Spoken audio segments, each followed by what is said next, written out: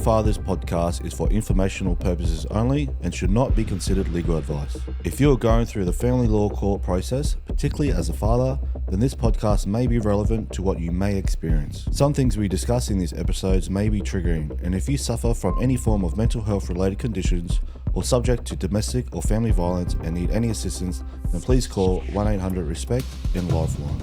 The views and experiences discussed by people on our show are not necessarily the views and opinions of Broken Fathers podcast or their guest speakers. We strongly advise you seek your own independent legal and professional advice, as the Broken Fathers podcast will not be liable, answerable, or accountable for any loss or damage or litigation resulting from discussions on our platform.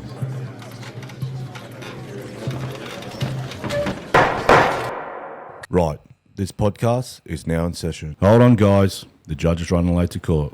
So whilst we wait, I'd like to take this moment to acknowledge our platinum sponsor, Straight Up Construction. At Straight Up Construction, they take pride in delivering high-end work across every trade. From new builds to renovations, no job is too big or too small. Director Luke Miller and his dedicated team tackle every project with integrity, hard work, honesty, and a commitment to delivering superior quality results every time. Straight Up Construction is built on the belief that strong foundations matter just as much in the bones of a home as they do in the heart of one. Families should stand strong, and every loving parent should maintain their right to be a part of their children's lives. Straight Up Construction believes that in true Aussie spirit, everyone deserves a fair go. That's why we're proud to have Straight Up Construction as our platinum sponsor. With their support, we continue to produce the Broken Fathers podcast and shine a light on the struggles of men who have been let down by the system. Good morning, listeners and viewers, and welcome back to the Broken Fathers podcast, Australia's first and only podcast dedicated to addressing the family court issues from the perspective of fathers. I'm your host, Percy. On today's episode, I'm joined with a broken father of two children from Brisbane. Born in New Zealand, but of Samoan heritage, he climbed the ranks in rugby union playing for the Queensland Reds and the Wallabies, just to name a few. He has two children to two separate women and spent 4 years in the family court system. Wait till you hear about the $410,000 that was transferred out of his account into an offshore account. His name is Digby Ioane, and he joins me here today. Also accompanying with him is his best friend that supported him through his journey. She'll be joining us via audio, but you won't see her in the video. Welcome, guys. Thank you so much for having me, to be honest. Nah, man, appreciate it. Appreciate you driving down. Like all my guests, I like to start from day one, what life was like for Digby growing up, and if you just touch on that a bit. All right. Parents, Samoan. From Samoa. I was born in Wellington, a place called P-Town, Porirua. That's rough there, isn't it? Yeah. Pretty rough there, isn't it? Yeah. Oh, yeah. Intense. Yeah. But at the same time, like, all Samoans and we're just one community, one big family. Yeah. But we look after each other. That's the main thing. But I was born in Porirua, and then I went to Melbourne when I was 1, and just one big whole family, young girls of 9, and grew up in a place called Noble Park. Yep. Shout out to the 3174. You like Melbourne? Oh, I love Melbourne. I feel like Melbourne's got character. So we went straight to Oakley, so Lebanese, all the European mixture. But then Dad bought a house in 1988 in Noble Park, which we still got. Still got. Oh, and Mum's in that same place. But and I left home at the age of 16 on a scholarship. I wouldn't say scholarship. I would say it was a guy that was like a charity thing, to be honest. Gave me an opportunity. And I went up in 2002 at Gregory Terrace, and I just started my journey. Yeah. Now I'm here. Yeah. Yeah. Yeah, so we spoke off camera. I went to Brisbane State. I knew about you and seen you cross paths here and there, and obviously we got some mutual friends from the school there. Yeah. What was life like at Gregory Terrace? You boarded? Yeah. You bored? Honestly, right, it was different. Can you just imagine, like, because coming from like to a GPS big, school? Yeah, like I went to St. John's, so Catholic, and it was just a mixture of mixture with the Mauritians, Sri Lankans down in Noble Park, and then you get chucked into this this white system where there was only 2 Polynesians. One was Fijian, named Moses, and then it was me. I was the Samoa of the tribe. So it was different, but at the same time, like I've learnt so much, and that's what I love about just going out of your comfortable zone. Like to get uncomfortable, you got to get comfortable. So I like to interact with different people, and it builds my character to understand who am I. So I'm navigating to understand who is this kid that I'm trying to achieve something in life. So it was a lot had to do with rugby, and that's where I had my connection with the school, because rugby to me it's not just a sport. It's life lessons. So it's like how do you deal with not making a team? How do you deal with people just coming at you, not knowing who you are? But my dad's a man with a few words, but action speaks louder. So for me, rugby was sort of like an escape for me, but learning at the same time, teaching my characters, and that's where I definitely got my leadership from the game of rugby. And I say it's life lessons. You know, you could have no credit to the school of Terrace, but what I've learned, I knew what I wanted. I wanted to be a professional rugby player because that was Dad's thing. That's my language, my understanding of needing that love, because I'm mummy's boy, but also Dad will always favor who is the best rugby player in the family. So our language was a bit complicated because I was raised up in Melbourne, but now with my dad's relationship, he doesn't understand English. Man, he's been there like how many years, and doesn't speak it, but his action is just amazing. But the way he's built a family, a community, like, how do you do that? So since he's been gone, I've been asking a few questions with Mum. It was just God and rugby. Yeah, the 2 things, and it was just family. Simple life. The 2 things make them happy. Man. You know, a lot of people say, "Oh, yeah, money made you." I said, "Mate, money didn't make me. I made myself. I played in my backyard with my nephews, growing up, my cousins, and I became this rugby thing. You know, like the thing that my dad has taught me in life is you got to pass on like the knowledge of understanding where do you come from. So for me, it's like I base myself back to Samoa because I feel like I'm more alive, and just being present, more present. Yeah. And just protecting that peace. I think that's the key of having my own space. And I've never had that. I've always had my dad protecting me. Like he's very intelligent, like very smart in a way. But it's just he was a great person. Yeah. Like his love was just next level, man. Like, and I'm just trying to not compare, but what can I do to add on to I am his child, but his legacy, and what he's taught me is just next level. And that's just me. No one needs to know who I am. Yeah. But I just my mission here now is just looking after my mum.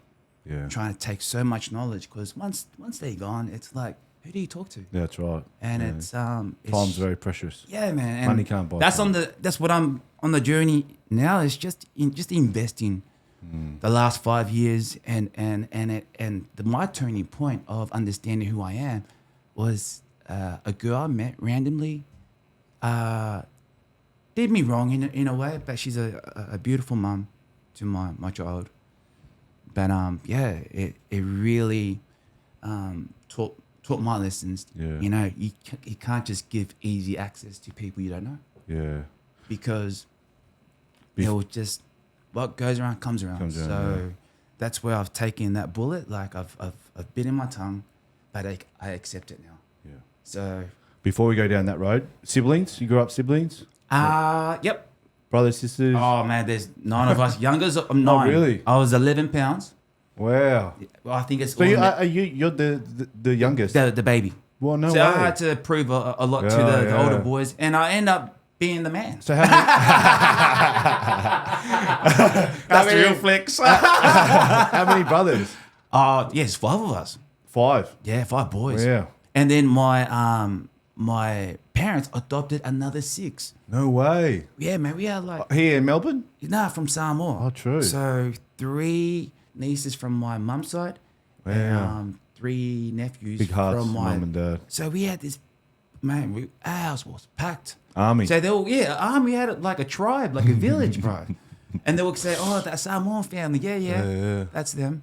And it's just funny. I go back to Melbourne once in a while to go check on mum, and they go, "Oh, like I go cut my hair at the same place." They go, "Shit, how is the Samoan family? How many's living there?" And I go, "Oh, it's just my mum and my sister." They go, "Wow, you guys had a big tribe of 20. Like we even had like random people, homeless people come." We were just talking. Me and Latanya were just talking about it. We had because my older boys had a lot of mates, and they had no homes, and they would say, "Oh, come chill, come chill at Dad's place." So we'd play touch and volley every afternoon. Yeah. And like these people just come and would be sleeping at our house on the weekends. But it was just that just shows how much a great person my dad and my parents were. Big hearts. It's just big hearts. I believe what you put out, it blesses you 10 times. If it doesn't go to that person like my dad, it'll be passed on to someone like myself. And I've accepted, the blessings, and it's like not to be arrogant, but to help humanity. What can I do for me to show people who I am? And that's the lessons that I've gone through. So when you came up to Gregory Terrace, did a majority of your siblings stay in Melbourne? Yeah. I had a brother named Jay. Gaps, he flew up because, it's hard. Man, youngest of 9. But I had a nephew that's older than me. Yeah. He was at TSS at Southport. So he was one of the... Shaggy school. Shaggy school. So Shaggy, shout out to same Shaggy. grade. Yeah, Yes. So Shaggy and Ollie Eve is his name. They're best mates. Oh, okay. So they even took it out in 2001. Oh, don't say that. So they took it out, and my dad and Ollie, so that's Dad's grand, he's the oldest. So he was like the favorite of all. He was the man. Like he just got back from France with his small family, two beautiful kids, and his wife Angie. They just moved back this year. I think they've been out of the country 18 years. Yeah, wow. And they speak fluent French. And so they see my other boy out there. Oh yeah, okay. But it's just good to have him back. But he was the opener of my success, because my dad saw how big Nudgy and TSS was, the finals. And then my dad went out like hustling and begging for people to can someone like help me with my son to get him a scholarship. So no English, but he made it happen. That's crazy. That's crazy, bro. That just shows, man. It's a boy, the father love. Yeah, bro. You make it happen. Make it happen, Bro, so after high school, how did you finish high school? Were there already clubs looking to sign you? Like you graduated? So I had Melbourne Storm. Yep. They came on the radar. But the Reds, I was getting like 5,000 a year. So when I signed up, 5,000, man. Some people were getting 10,000.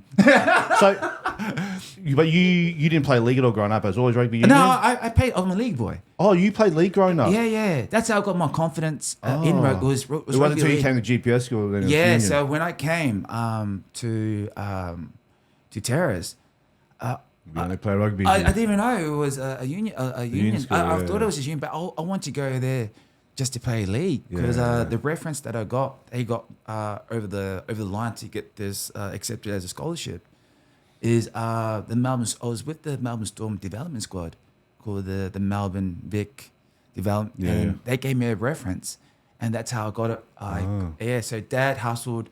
They wanted proof where a resume, and and I just ended up playing union and just focus. That was my main focus was union. Hey guys, just a quick shout out to our gold sponsors. MCH Industries are a mining maintenance specialist company supplying solutions to the coal mining industry in the Bowen Basin and regional New South Wales. They supply superintendents, supervisors, leading hands, diesel fitters, tyre fitters, auto electricians, HV electricians, and trade assistants to assist. The mining one-stop shop for mechanical trades. MCH Industries are always looking for good blokes to jump on the team, so check out their Instagram for more details. And are you looking to buy, sell, or invest in real estate? There's only one name that's been leading the way for over 123 years, Ray White. Ray White isn't just another real estate brand. It's a family business built on ambition, trust, and leadership. Today, it stands as the largest real estate group in Australasia, connecting people with homes and investments across the country. Whether you're a first-time buyer, a seasoned investor, or looking for that perfect home, Ray White is committed to delivering authentic, local expertise. Because real estate isn't just about properties, it's about people, communities, and futures. And when it comes to trusted leadership, meet Alex Ioane, an ex-Army veteran turned dedicated real estate agent. Alex knows what it means to serve, to strategize, and to get the job done. Whether you're looking to buy, sell, or just have questions, Alex is here to guide you every step of the way, servicing the Geelong, Bellarine, and Surf Coast areas. Ray White, the name you can trust in real estate. Storm one year, Reds 1 year, you went down the path for Reds? Yep. You're 18? I was 18, and I played in the club. Sunnybank looked after me. Oh, Sunnybank, yeah. So that's where Ollie, my nephew, the one that's So that's his club, and there was a deal between Ollie and myself because they watched me play in the first 15. Yeah. Oh, would Digby when he finishes school, can he come play for Sunnybank? And they would look after getting us a house for me and Ollie. So they end up getting a house, and then I when I finished school, in 2003 I went to straight 2004 to Sunnybank, and I played premiers. So I just went school straight to premiers. I just remember my first game for Sunnybank. Man, this is like big guys. Man. Yeah, straight out of school. Yeah, 19, man.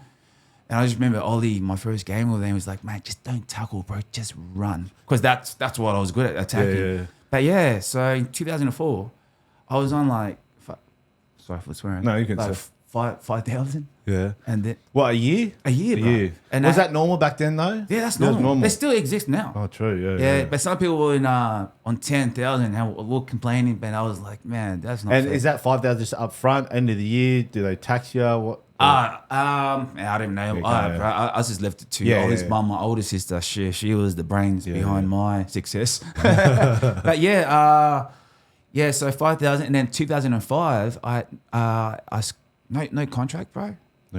No contract, still no contract.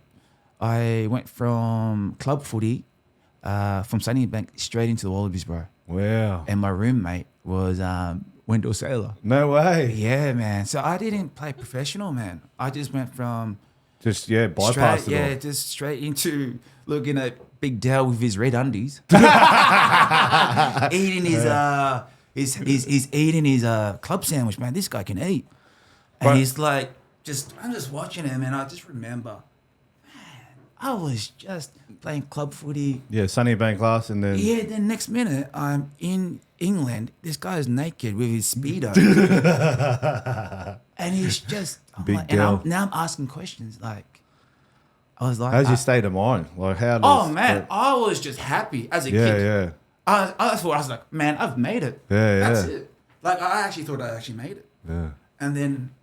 I remember this one training. I was crying on the phone, man, to my sister. Homesick? Nah, I got bashed, man, in the training. I think it was Lottie Curie because I was the newcomer. I didn't even understand. Like, I thought we were all mates because, I was under 19s Australian, then under 21s, like... They made you earn their respect. Yeah, so they, I was like, yeah, I'm the man, But now I'm going into another level. And this is the big dog. The wake up call. Now, I'm trained. I remember, I think it was Tikiri. I just touched, bang. And I went, oh, maybe he slipped. Maybe it's just, now Big Dell bumped me, bro. And now I was serious. So I'm like, I didn't understand. So I remember when training was finished, I rang up my sister, and she goes, she can tell her vibe pretty much. And I started crying. I said, Mum, I call her Mum. I don't know why people are like bullying me. And she goes, sometimes in life, son, you know, you are the threat. You know, these guys, you're in their turf. So next time, don't take it serious. Yeah. You need to be switched on. That's when I started to, you know, be more professional in a way. Because these guys, they're not here because I'm a newcomer. I'm just a little seed. Yeah, I haven't even got greens yet. These guys are, man, they're the biggest rock stars till today, man. Like Big Dell and Tikiri, man. Shout out to those boys, man. Fuck, those guys, true character. Like you, you know, you're like a commando, like the leader. These guys are the leaders in the Pacific rugby. Leading the way, so yeah. I learnt so much, not just game, but off field. Yep. In my journey, yeah, it's just funny talking about Tikiri. He when everything went downhill, I had a meeting. He was the one that said, "Bro, who do I get to talk to do my?" Oh yeah. I remember you mentioned this. You know what's the craziest thing? He puts me on this lawyer. I'm not gonna name her. She is part of the problem. Bro, now What, we gotta get Tikiri on here, man. was she linked to the ex? Man, I brushed it. I brushed that lawyer because all she needed to tell me, and it was just fun when we get to that stage, was go see the cop, and because I knew this was fraud, and she told me, nah, I seen this. I didn't even know this girl, but Tikiri recommended me to this girl. And I've never been in this situation. Environment, yeah. So, Uncharted I'm waters. screaming. Can you imagine a kid? So now I feel like I'm back in school. Like, who do I talk to? Yeah. I got to find someone, you know. And then she sold me this. But wait, so you're seeking advice from her because of Tikiri. no, but what was the situation about? Is this to do with meeting your first ex? Yeah, okay. mates. Well, we'll pause there. Yeah. Well, that's how it started. Because if I got proper legal advice, it would have been done. I'll probably look to your offside here. Would you agree that there's probably lawyers? Oh, I'm sure there are lawyers out there that are legal profession that would go professional football player like Wendell, whoever. Yeah. He's a professional football player. He has money. I'm gonna blah blah blah. Would that be a fair statement? Preying on the not weak, but preying on the vulnerable, maybe. Yes, I would say definitely, especially from when he first presented his story to me and explained what legal advice he received from this lawyer. I just could not believe the hoops that she made him climb. Yeah, jump through when it was something that could have been resolved like simply. Like it didn't even need to go through all the. She made him get expert reports and stuff like that, and that's getting more like all her friends money cashing in on such a simple matter like. And it's when I looked at it, I was like, this should have been resolved outside of court. It's something that could have been easily dropped. It never even should have reached that stage. And you know, for someone like him who's never been through any sort of legal battles. 19 at the time? Man. No. Criminal. I got no criminal, no experience. How was he at the time? No. This is the beginning of this. It's not the first. Okay, Second. All right, I'm just trying to keep the timeline. Second Sorry. baby mama. Yeah. Yes. So this would have been around probably 2021. Okay. When it happened, and he got hit with like a letter from a law firm. And he, because of all the, you know, legal jargon, he doesn't understand half of these big words. He reached out to Kiri, you know, and Kiri recommended him.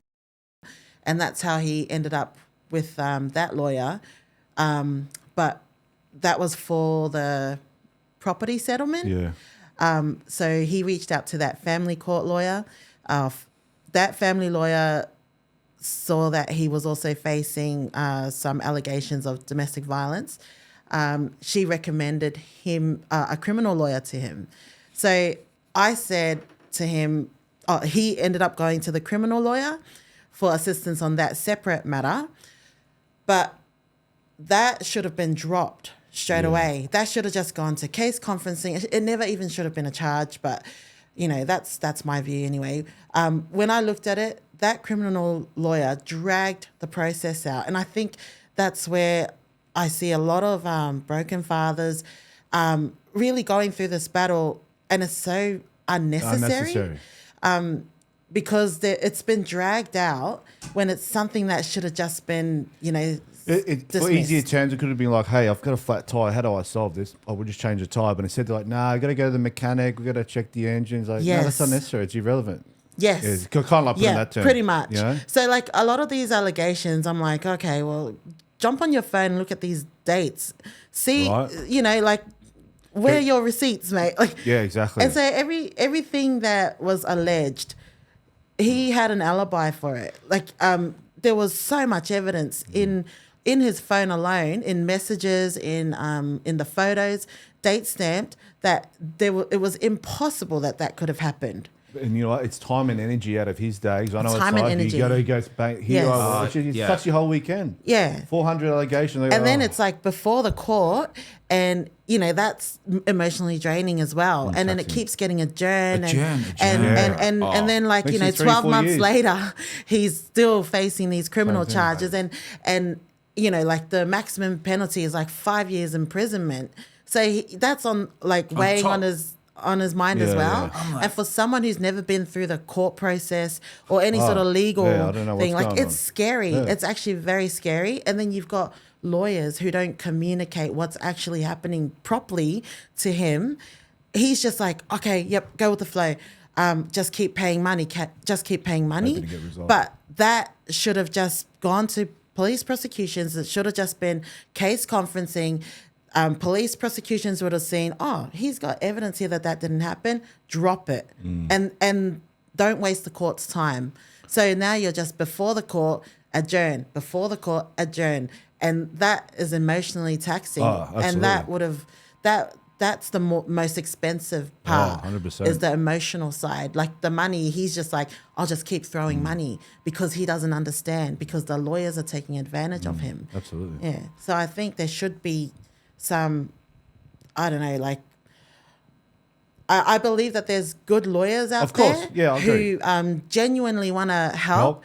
But I also think that there are some lawyers, as soon as they see, professional athlete, he's got money, easy, 5,000 is nothing to him. Like, at the end, I think you said you paid about, So the criminal matter, you paid about maybe at least but he was good. 30,000, 40,000. 40,000. So you got to pay him the trust.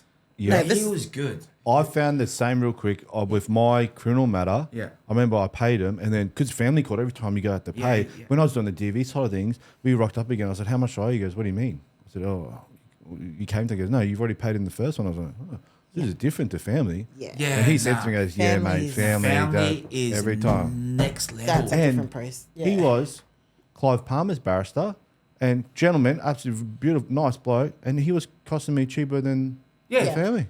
That's what I didn't understand. I find that those lawyers, the ones that, the good lawyers that charge an arm and a leg, but they'll do a good job.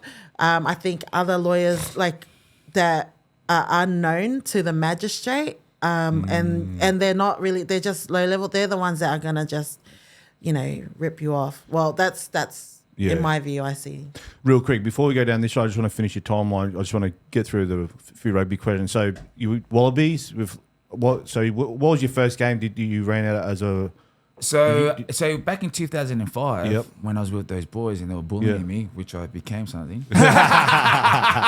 Sorry, mate. I remember Eddie Jones. Yep. We were in the elevator, and he goes, He's captain of the Reds then too, right? He was the big dog because he just won because he was the coach for ACT. Okay. And he's the. Bro, I only followed after school. I just followed league. Oh nah, man, I'm rugby freak right here, mate. Because of my old man, Eddie Jones. So he goes, Diggers, mate, in the elevator. If you get a cap for Australia, you'd be the first Samoan. What about that? That's what he said. And I was like, and I went, oh, this is cool. And then that stuck with me. And then in 2007, I became the first Samoan.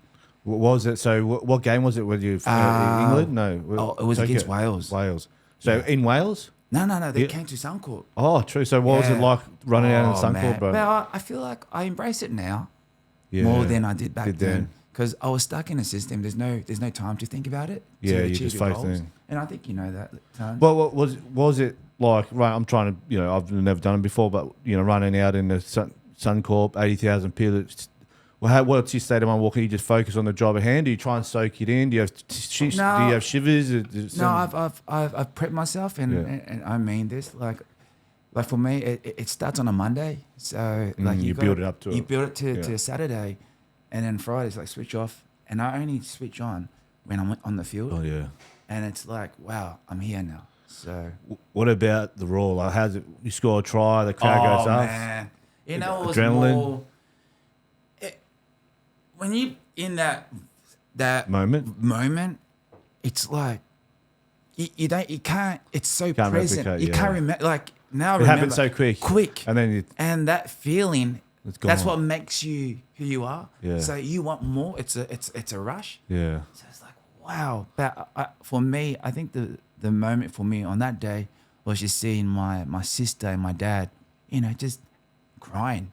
And I remember she rang me up because I'm so proud of you, and that's when I just loved that fulfillment. I did something for my dad because Dad, I told you before, there's 5 boys. I'm the youngest, and me and him, he doesn't favor anyone. You got to bring something to the table, and you got to earn it. It's just in Samoa way, it's that respect, and you gotta earn it. And I felt like he's just a good human being. Didn't go to school, and he built a community. So there's a problem there. It's like, how can you get a Samoan man, from Samoa, to have a massive impact and never came from the system? Yeah. And this just shows rugby to him was everything. Everything, yeah. That's his religion. school. Yeah, it's his school. There's life lessons in it, man. Yeah. But no one doesn't see that, in the platform we have. Yeah. It builds true character of who we are. So it's like when I play, I get in the zone, man. Like I am the man, and the guy I'm watching, I don't take my eyes off him. Yeah. Because when my dad goes, when that person scores over you, no matter you had a great game, he still had he actually put a dent. And to me, that's not good enough. So it was just very focused to make me understand my mistakes, but he would never tell me though. Yeah. In a way. Yeah. My other brother would tell me. How did the fame get to your head at all? Yeah. I'm not gonna shy away from that. I went, I went in, we go in innocent as human beings, and we for me it was all about my family. I've never changed, and I'm still serving my mum. But that side of me never changed. But then you start to get a lot of attention, when you go out clubbing. And the people you mix around with, that's where the problem starts. But I've accepted what happened because, man, I'm living. That to me, it's like I won't do it again. Because that era, it was trying to understand what is bad, what is good. In my 20s, man, I'm getting all this money, but I made sure my cup's filled first, and then I didn't need my parents to tell me, hey, give me money, because this is what they do normally. I give, because they taught me well as a little kid. I will show, people how to raise a kid. This is my family, and this is why we had so many homeless people. You can call it homeless or whatever, but they want to stay amongst the family because we didn't have much, but the love we gave, man, it was next level. And that's what I embroidered that in with me. That reminds me of my dad. Yeah. So what I do now, I just repeat what he does, but I do it my way. Like, I just got back from Bali, man. Yeah, I've seen that. Yeah. Right. It was same thing as what my dad was doing as Noble Park, building a community of the Samoans in Melbourne. But look, he's got his son going out to the villages, like in Asia, and I'm doing the same thing, but just global out. And I'm not trying to prove that I'm better than anyone. This is life. This is living. This is what my dad has shown me all my life is understand who you are. And, we're all going to leave this earth one day, but at least I did something for someone. Yeah, that's right. And that's a legacy of my dad's. And it's just passed on to my kids. And it just, it builds, man. Was there different intensity running out for the Wallabies compared to Queensland Reds? I'm just trying to compare, like. Oh yes, so for me, I looked at Queensland Reds. It was only one gear, man. Yeah. It's like if I can perform 100 here, I'm gonna do it the same. So nothing really changes. Yeah. It's just I have a nephew that's in the Red system, and he was telling me, Uncle, I love that feeling. I got selected, and I feel. And I said, that feeling. Hold on to that feeling. Nothing changes. Yeah. Hold on to that feeling. That feeling will take you places. So to chase a feeling, don't get comfortable. Don't drop the ball. Yeah. So once you actually get there, so for the achievements of being first Wallaby, Samoan background, but that feeling and winning in 2011, and then play my first professional game for Western Force, 21s, 19s. That's the same feeling, but I don't. There's to get A to B. There's rules you gotta gotta follow. It's like going to the gym. You need a program. If that program doesn't work, man, you need to ask real questions. I need to change my coach. I need something that's organic for me to play at the highest level. Because at the highest level, I need that respect from my own man, and it makes sense. You know what I mean? And that's how deep I will go of understanding who I am as a leader. Because, and you look at like Harry Wilson, man, legend, like a kid from Terrace. How can you teach a captain to perform like that for the Wallabies at the moment? Man, he's just showing true character just through rugby, and that's just life lesson. Like I can't wait when he's not even peaked.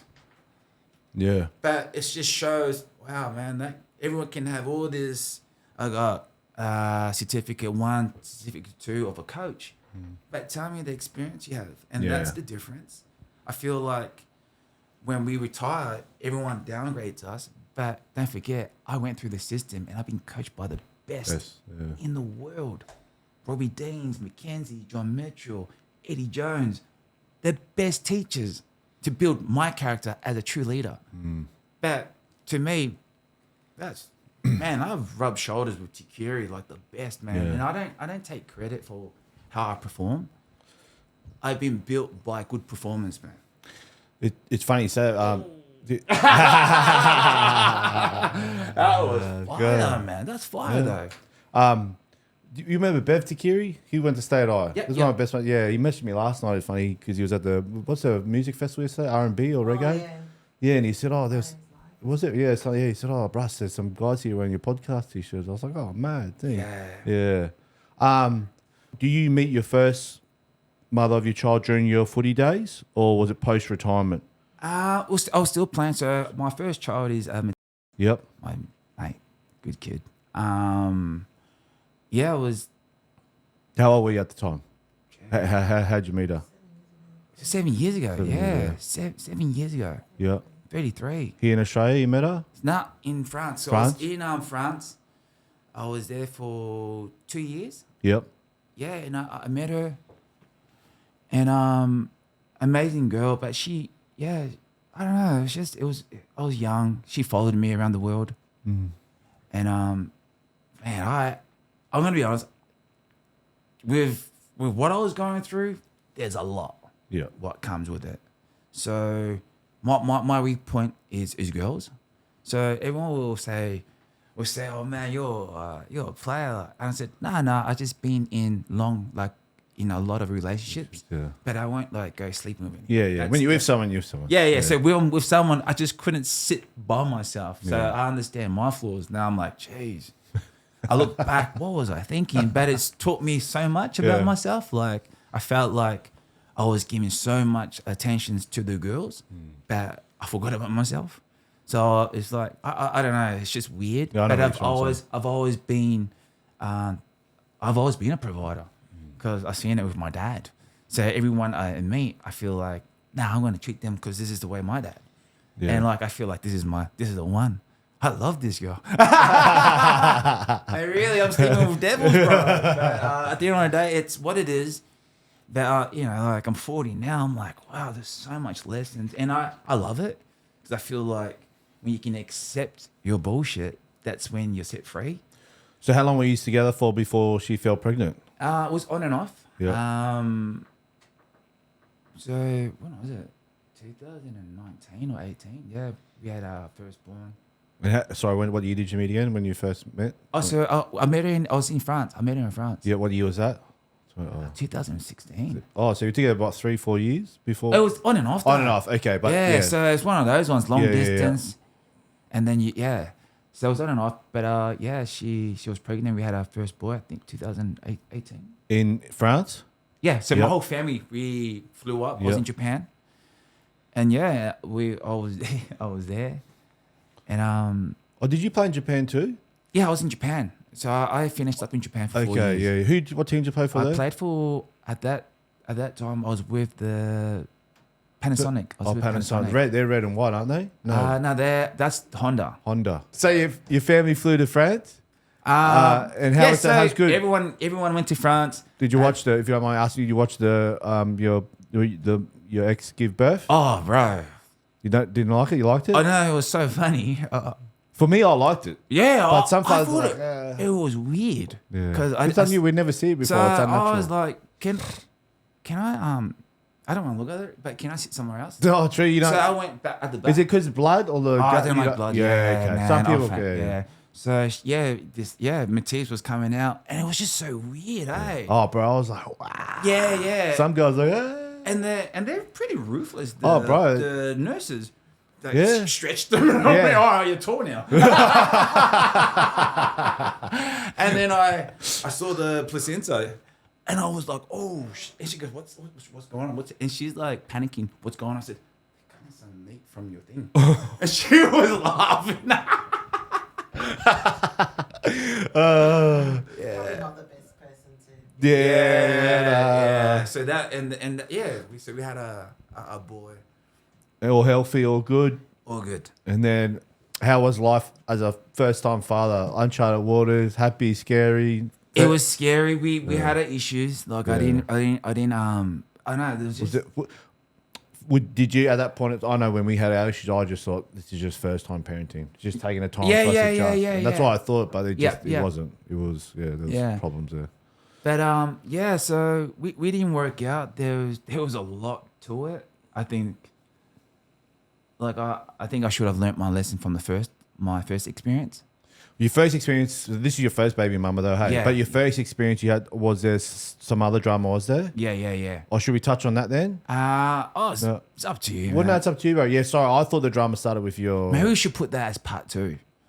Right, because it connects. It's crazy, bro, man. The story I will tell you will blow your mind, bro. Well, just tell the story and touch on it as you go, however you feel. Yeah. So. What were some of the problems arising at home with your first baby mama? I think, like there's always 2 stories You know, I wasn't a great dad, but I was just busy with my life. I was living in Japan.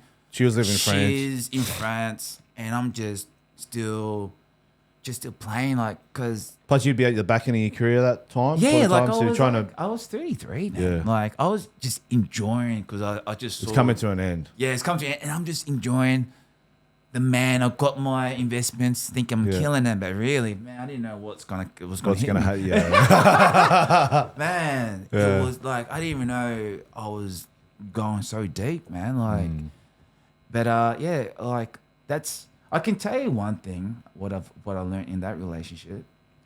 It's like material things, man. Mean nothing. Mean shit, bro. I mean that. I felt like when they played this game, when things don't go right, so they just keep the kid away, and they played this victim, and it plays with your head. But this is what prepared me for what was next. So I didn't realize I was in my room for a week because I wasn't seeing my kid. It's been 9 months now. I don't see my kid, and it's like, far out. What? There's got to be a way of trying to numb this. Like, how do you trying to escape this feeling? So my sister, the one that passed away and looks after me, she flew up, and we had this chat.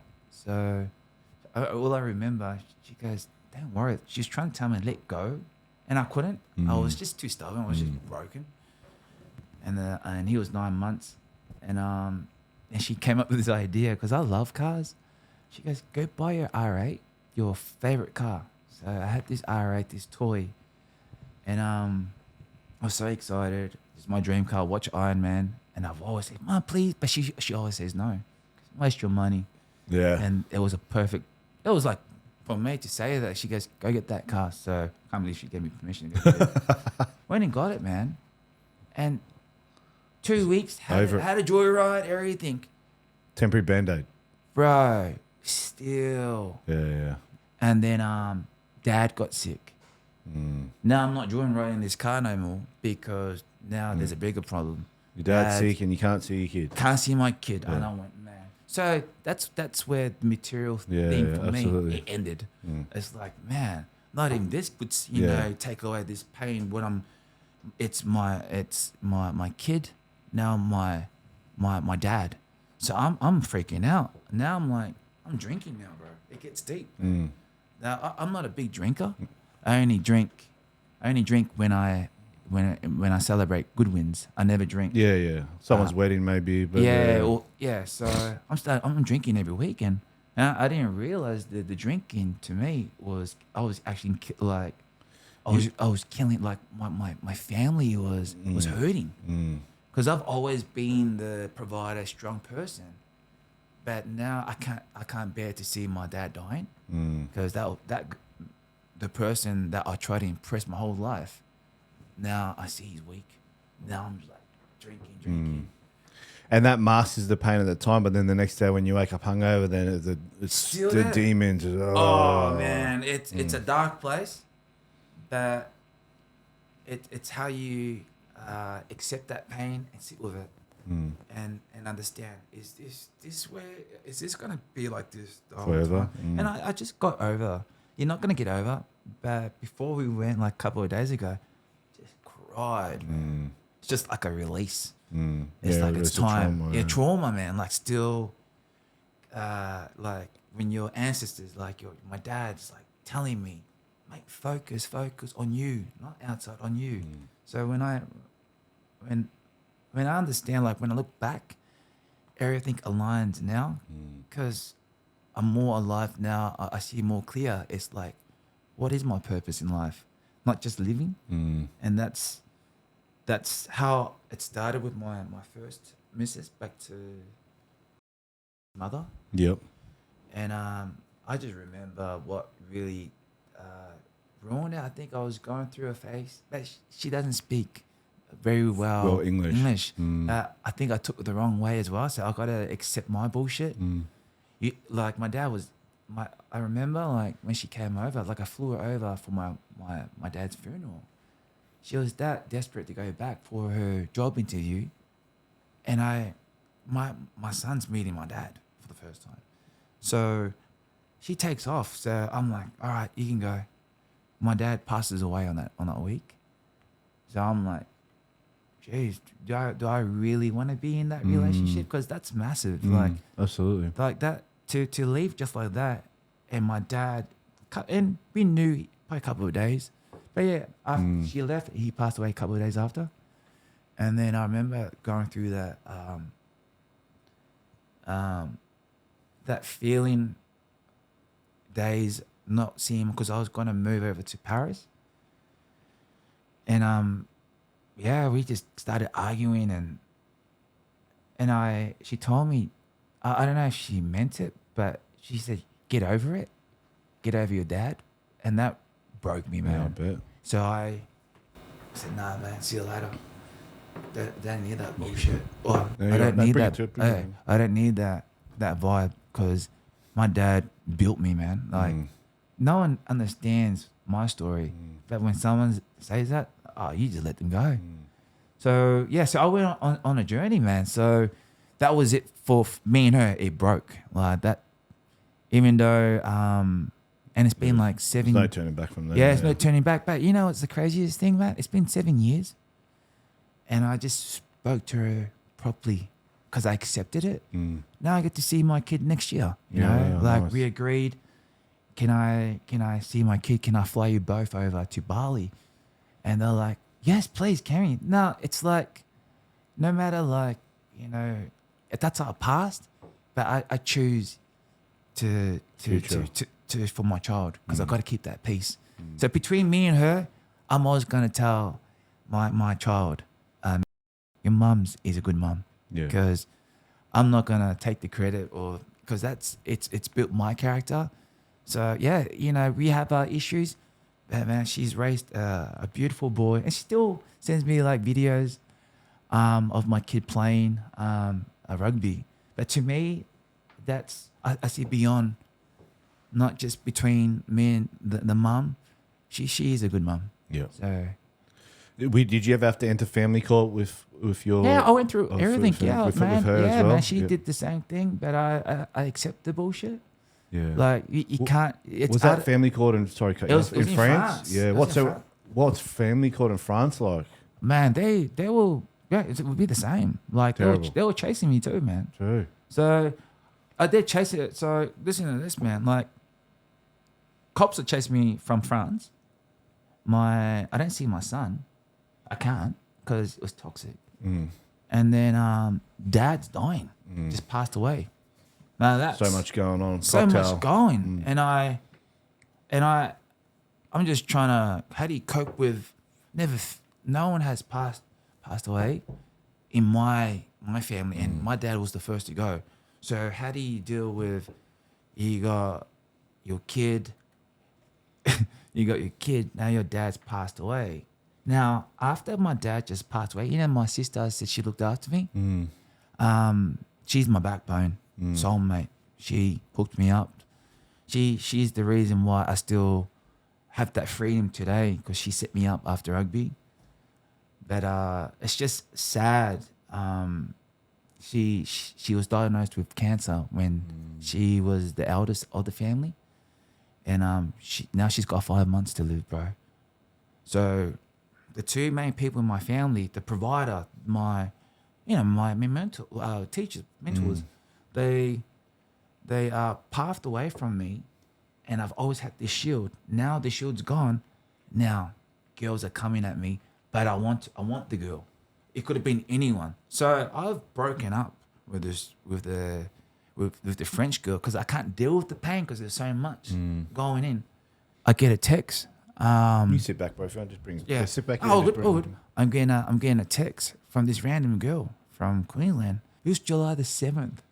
I was gonna pack up, and my sister, the one's dying. I'm ready to go, because I'm thinking, you're good, mum. Now I'm gonna go. COVID happened. So I was on my way to Paris, and they stopped me at the custody, because no, you can't fly, mate. And I went, oh, okay. So I'm like, geez, I'm trying to, so I text the baby mother. And she goes, she's gone off again. Bro, my life is like a movie. You can't win, man. Nah, yeah, I know how that You can't feels. win, You can't man. yeah. So she's going off at me. I went, man, What am I supposed to do? what am I supposed to do? Oh, Like yeah. I'm ringing my mate Adam Burns, man. I rang him up. I said, mate, I need to go see my my kid. He goes, oh mate, the only way you can go see your kid in France, just say to your partner, to the mum, you have issues. Like she needs a hand, she's unstable. So we he did a contract and everything. So I went to send this email to the mum for me to go because she's going off. She goes, this sign here, I can come. She looks at it because it says mental ill. Yeah. She didn't even sign it. So I went, oh, well, thank God I didn't go, man, because she actually thought I was trying to set You set her up. Trying to set her up. Yeah. But I wasn't. I just wanted Yeah, to go. I couldn't go. So my mate, Adam, I love that guy. Adam Burns, he goes, well, doesn't that show who she is? So, yeah, brushed her. So on my birthday, I get this text. Getting this text from a random person, man. Like, man, it was the devil. It was devil the you met bro. before or devil you... Nah, Yeah, man, just- I'm like training, like I'm single. I said, man, well, cut the other girl. Yeah. So I'm thinking, nah, man. As a famous rugby player, like, would you get a lot of messages though, like just from random, man. like, DMs or Right. yeah. But this is what I mean. Like, we go innocent, and then you think you're the man, and to grow even more that you think you're the man, you got to drop. Do you think girls do, like, obviously you're jacked football Yeah. player, like good looking bloke, but even if thanks, mate. No, but do you think even if, like, you know, you would have had some ugly looking blokes in the rugby, do you think would they still cut messages too because they're famous, right? Nah, do you man. think some Like, you'd girls are be attracted to the fame? surprised. You'd be surprised how many people, like, especially Armenia and a mate, they do their research, bro. Like the society, just Google. As in the girls doing their the research? girls, bro. They have their. What do you think that? Do you think that's because they have trauma? Oh, maybe, yeah. From the they're passed on. seeking attention. Yeah. They want that love. That's what it Yeah. is. Because they're so And insecure. They But- need someone to help them keep up with Yeah. the lifestyle Lifestyle. that they can't So- maintain. Looking for a meal ticket. Yeah, free meal, ticket. like a Happy Meal. His Instagram, when he's in a relationship, he's posting his girlfriend, right? Yeah, and as soon as then he it's- cuts him off. He's archiving those photos. Then you see the flooded Influx of messages, messages. like DMs, Hey, what are you up because to? these girls are stalking, and I know this because I'm a girl too, and I know, like, if a guy that I'm crushing on no longer has photos of his girlfriends on there, mate. We know, single now. Let's how you flood his doing? DM. And he thinks It's a pattern, man. He thinks it's a sign. Yeah. I'm thinking every girl's good, man. I'm like that too. Some of the guys are like that. You Yeah. know? Like, Yeah. We all love attention every now and then. It makes us Man, feel you loved. get in the full package here, the inside of girls, man. That's what they do, bro. yeah. Yeah. So anyway, this girl messages you. What'd she say? 3 in the morning. This Hey, is- what are you this- up to? Yeah. No. These ones she did. I like the style. And I'm like, oh shit, I've got a bit of character. So we were on a date. This is how quick it was. See, now I look back because 7 days. I couldn't deal with this pain, so I temporary numb it. Band-Aid. So I'm looking for a little happiness. Happy meal. Yeah, happy. It's a So happy meal. I'm looking. So this is my lesson. So Comfort, can't be Yeah. alone. So this is what You don't I mean. want to stare at the ceiling in your room all the time. Yeah. I said, I don't want to, no, leave me On to the alone. next. Yeah. On to the next. So I met this, we go on a date, and she played it good. Cool. Played that. She got me good, bro. So I remember we going on this this date In Brizzy? in Brisbane, man. yeah. And she's like looking all like flashy, and I went, wow, I've never seen any. Very independent. Yeah. She goes, yeah, and then she started talking about how she's in debt, and this is me, man. Riding your I white got horse. you. Yeah. I Riding got your white you. horse. But and this is what I save you. mean. Yeah. At that moment, can you see what I was doing? I was reckless, thinking I'm the man trying to save someone. I can't even save myself. So who was I kidding? Yeah, he finds comfort in coming to the rescue. That man's coming. Do you reckon that's probably also from his big heart growing up from his parents? Absolutely. Having the big heart, Same thing, caring. bro. Yeah, same thing, man. Love It's language, his- acts of service, probably. Yeah. Love signs. So, you Acts show of your service love for by sure. buying gifts, giving. Yeah, And words of affirmation. Oh. Yeah, so we went on our first date, and then you know that feeling. Oh, this is the one. Honeymoon, yeah. And then she went to Canberra. She came back early. She goes, I came back early. Was she living in Brisbane though? No, she lived in Brisbane, and then she went to Canberra to see her family, and then she came back early because I came a day early because I couldn't stop thinking about you. And I'm like, What does she do for work? engineering. Oh man, you know what's crazy? She's the air host. Well, that's what I would have thought. I can't explain.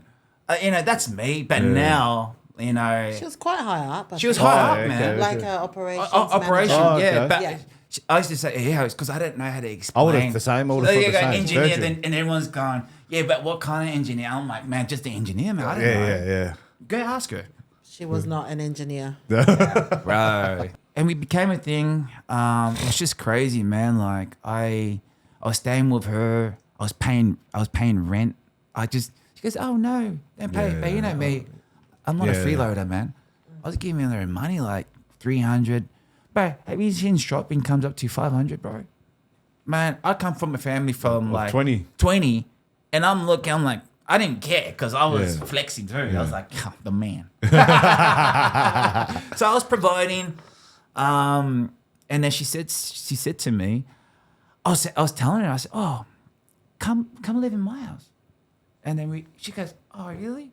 And she goes, oh, what about my house? No one wants to pay my house. I said, got you. I was flexing, bro. She was just like, Bro, and then I got her house rented. She was getting was it 550? Yeah, it was about She was getting a bit of cash flow, and that was my work out of my connection because my sister taught me everything about how to make money. passive income. And she goes, oh, what my couch and TV is like so expensive.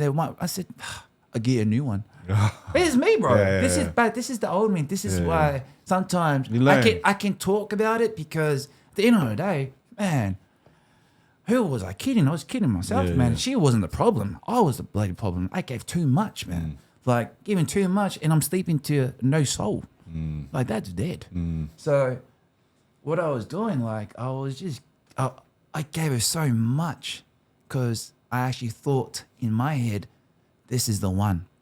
Because I've always seen my parents treated each other. Man, never seen fights. Dad always provide, and mum, she's the carer of the family. So I actually thought, I didn't realize in the relationship, she was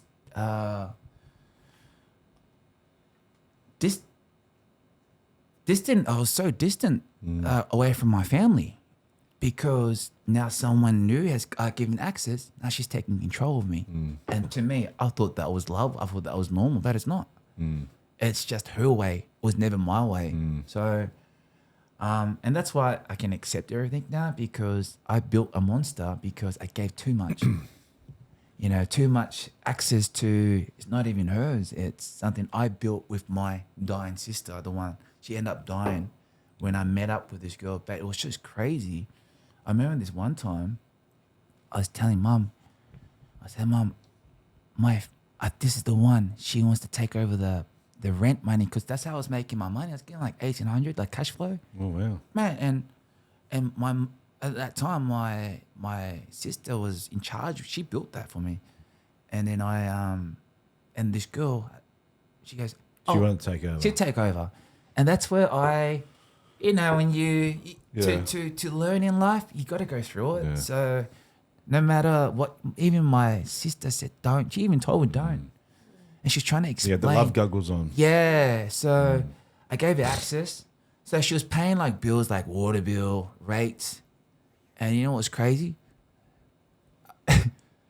When I went to pay after we split up, I didn't realize my water bill was under her name.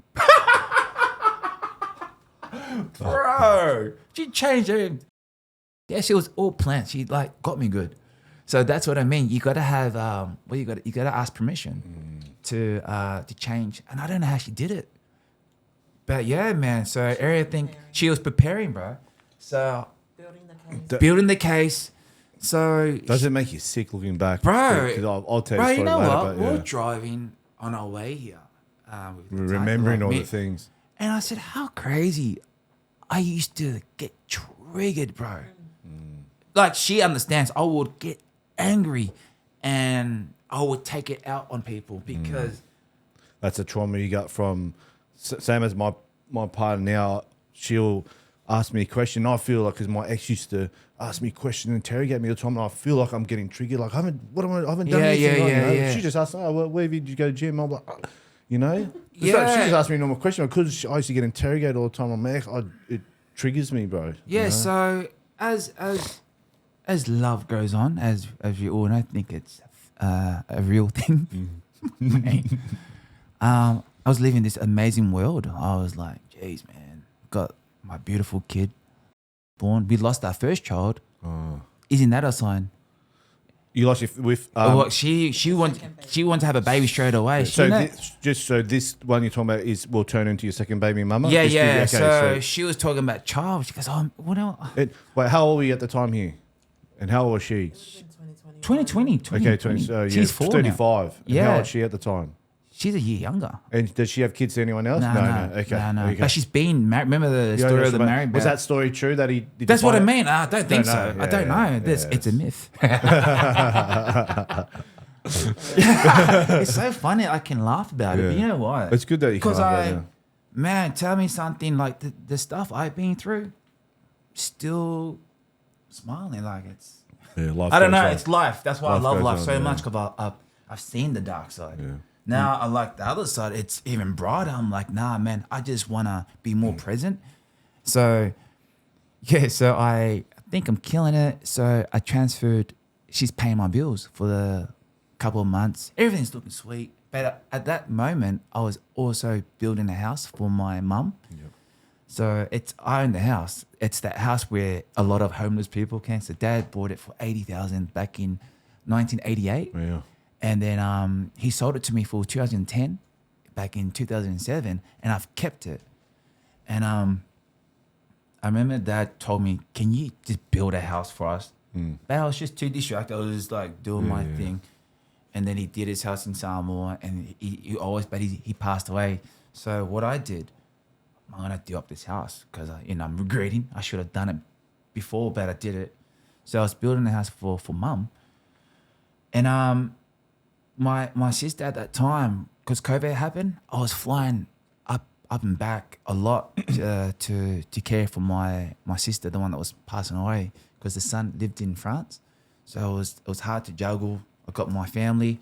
Now I'm looking after my sister, it's on her deathbed. So as I was building Mum's house back in Oval Park, I built like a granny flat, and it's $153,000, and you pay in stages. And I remember this one time how she got a hold of my internet banking. This is how the money went missing. She goes, "Oh, babe, you're going through a lot. Let me take over." I said, "How?" He goes, "Oh, we just do internet. You know internet?" I said, "No, I don't do internet. I don't trust it."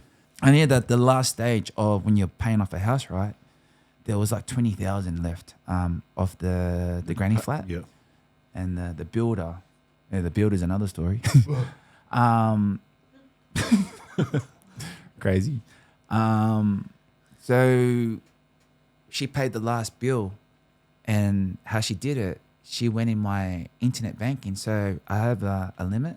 So it was like five a day. Yeah. So she paid it.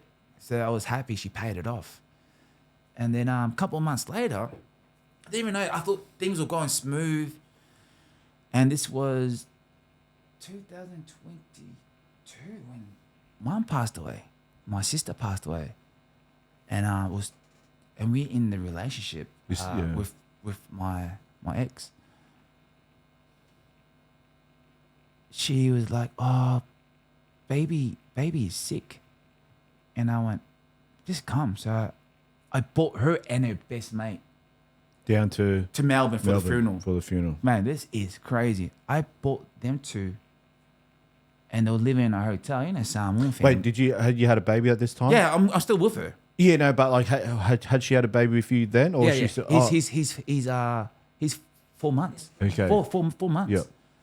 And The boy. yeah, the boy. Yeah, so you got He's- two. She comes with my kid on family service.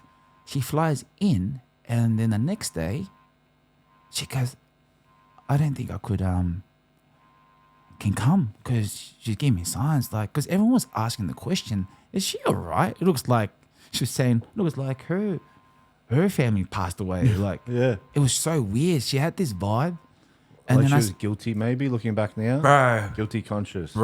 this hit me. But you This- don't know at the time. You this, don't know I didn't even know what's going on. You look back now. And I look back, man, this is Yeah, what makes you sick. hurt me, man. So I said, oh, I'll pay for your flight, just go back. So she didn't even stay for the burial, man. So family service on a Thursday, Friday, buried my sister. She went on the day. So she went straight with her mate, best mate, with my son. And then I said, I'll come back 2 weeks after. I'll come see you guys. So I just need to just ground myself, because it's my soulmate just passed away. So I know I'll probably preempt it. You've given her a time frame. I'll be back in 2 weeks. Yep. So during that 2 weeks, she. Right. So it gets deeper. Remember I told you, so I have a nephew. His name is Digby. Yep. Named after, well, The great. there's a big shit to fulfill there. So Digby, so How old's he now? he's 15. 15. Yeah. And he's at Greek. Who is he? What school? He's at Brisbane-based High. Oh, is he? Yeah, Mad. so man, this guy, of Champions. right? Mate, He wants him blow up now. man, yeah, man, this kid. So I'll get to Digby. So his story is beautiful. Like such a, and this I got. And so, who's he the kid of? it's my sister. Your sister that passed? She's the youngest. No, the youngest. Okay. She's the youngest of the sisters. So Yep. there's 4 sisters. She's the youngest youngest. one. So me and my sister Tight. are tight. So Digby asked me, like, I think it was 2020. He's going, Uncle, can I come up, please? I said, no, I have a family, and I was thinking like someone was pressuring, because when you pressure the kid, some kids Right. don't like to be pressured because now you think it's their. Well, I thought of my sister, so I was like, ask me in a couple more months, and then at the funeral with my sister, this Yeah, so. kid, man, what a legend, comes up to me, he goes, Uncle, can I please come? And I went, all right, come stay with me. So remember 2 weeks I was resting. Yeah. So I got in contact with my partner then, and I was talking to her about little Digby. So I said, hey, he's coming. And I just knew there was a vibe. But when I got there after 2 weeks, I remember I was there with my kid. And far out, this is pretty deep. We had an argument. And it wasn't just any argument. It was an argument over little Digby. I just remember sitting there. She made me choose, bro. What national is she? Aussie? Mate, Straight Aussie. full Aussie, bro. Right. Made me choose. A kid's 12 years old. He's coming like in 2 days to live with me. I remember it was like a Friday, man. Made me choose to take this 12 or I'm going to lose my family, bro. Bro, that moment, it wasn't even a question, bro. Yeah. I said, So you crossed the line. You know the saddest thing what she said to me, and it stuck with me for a long time. And this is why I prepared my nephew to become this amazing player, because I can't believe a person just came yesterday that has entitlement of what I'm trying to provide for my nephew. So she goes to me, oh, well, babe, I have a dog named Digby. Oh, not Digby, David. Yeah. And then he goes, Digby's not David. Bro, that triggered me, saying I can't even look after a dog, bro. And I just looked at her, and I told her to her face. I went, oh, really? So I'm pretty sure Monty Ioane, my other nephew, I did the same thing, like 15, when he was 15. He's 30 now. 15 years ago, I did the same thing. You came yesterday. He's paying for Italy. Now fuck off. She goes to the room. I was triggered, bro. And then all I remember, I was enraged, bro. How fucking dare you come in my house? Yeah, this is my house. This is my house. You're telling me to drop my nephew, Digby, named after me, for you. 2 days later, like she goes to me, it's all right, babe. I'm gonna go. My dad, he's injured with his eye. He's got eye patch, and he's so. How funny is this? She booked a flight on a Monday. My nephew is landing on the same day. My sister is questioning things now. She goes, did she just leave because Digby? And I kept it cool. I said, no. She's gone. She's gone. She's coming back in a week. She was there for a week, 2 weeks, 3 weeks. 4 weeks. Bro, we finished. It was on a Friday. Where did the dad live? Was she actually there? Huh? Did she fly to? Where did She flew because she's from Canberra. Oh, okay, yeah. She goes to Canberra. And then I remember it was like 3 weeks, man. And we had an argument. And she goes, it's over. And then I you know what's so sad? She sent me a no, it was after. I went to fly there to go see my kid. I remember I was going to Perth because I'm promoting the World Cup 2027, and we won it. Yeah. And I was with the Classics, so I'm traveling around doing all these things for Australia because we won the bid. And I have someone behind me trying to rule me, bro. So on that day before I was going to Perth to promote rugby, I got an early flight at 6 a.m. You dropped me off. I remember you dropped me off to go see my child. She goes, yeah. She knew I was coming because I wanted to sort. She never turned up, bro. I went to catch a taxi to the father's house, mate. This guy, remember the patch and the sore back? No. Nothing. Of course. And this guy was, oh man, I could not stop laughing. The guy sized me up. He goes, what do you want, mate? I went, I'm just here to see my child. Like, Did he know you were coming? Or yeah, of course he did. He was prepared.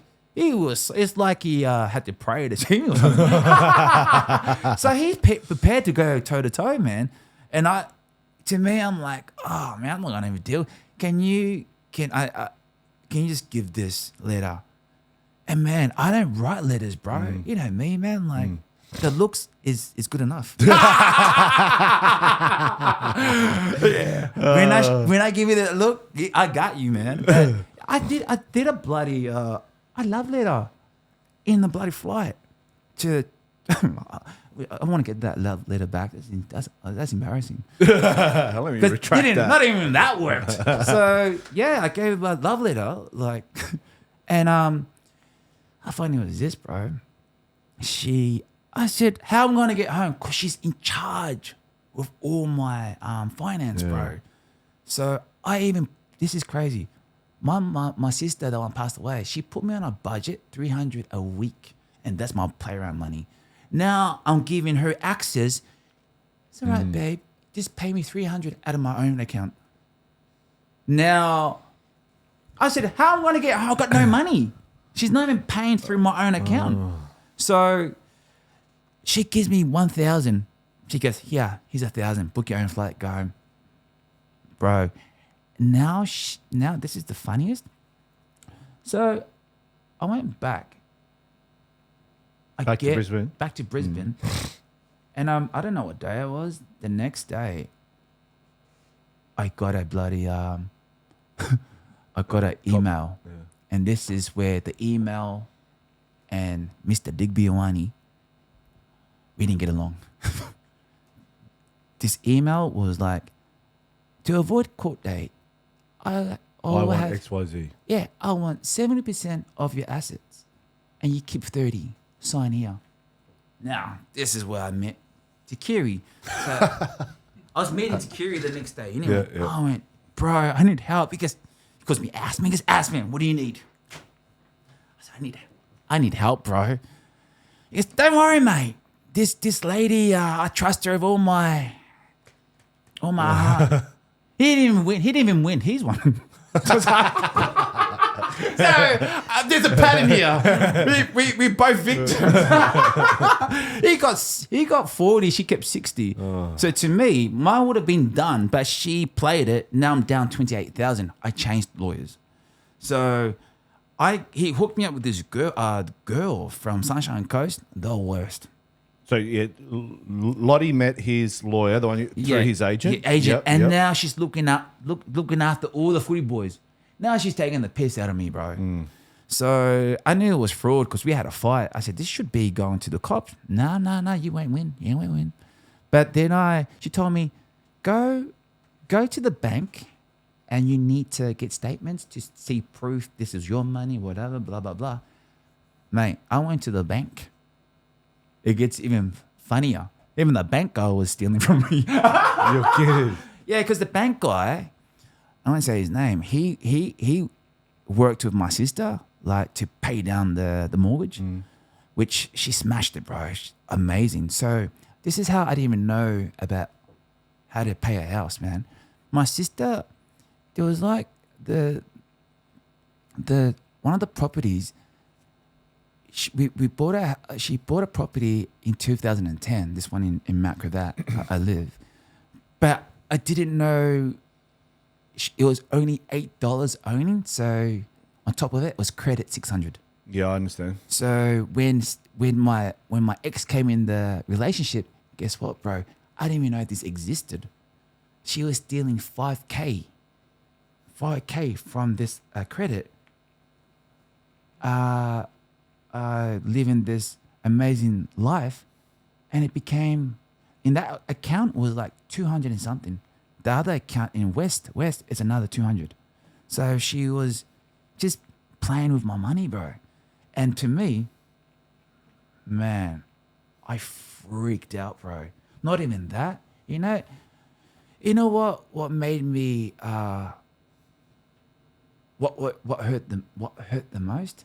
Remember I told you I flew her over from Brisbane with her best mate. She was stealing $5K on the family service and the funeral. How many days did she do this for? What? Man, months, bro. What was it total? 410? 410, bro. 410, man. So I brushed her, and this is where my brother reached out. Jay, man, love you, bro. Jay reached out to Latanya, and yeah, man, between me and Latanya, I'll tell a quick story.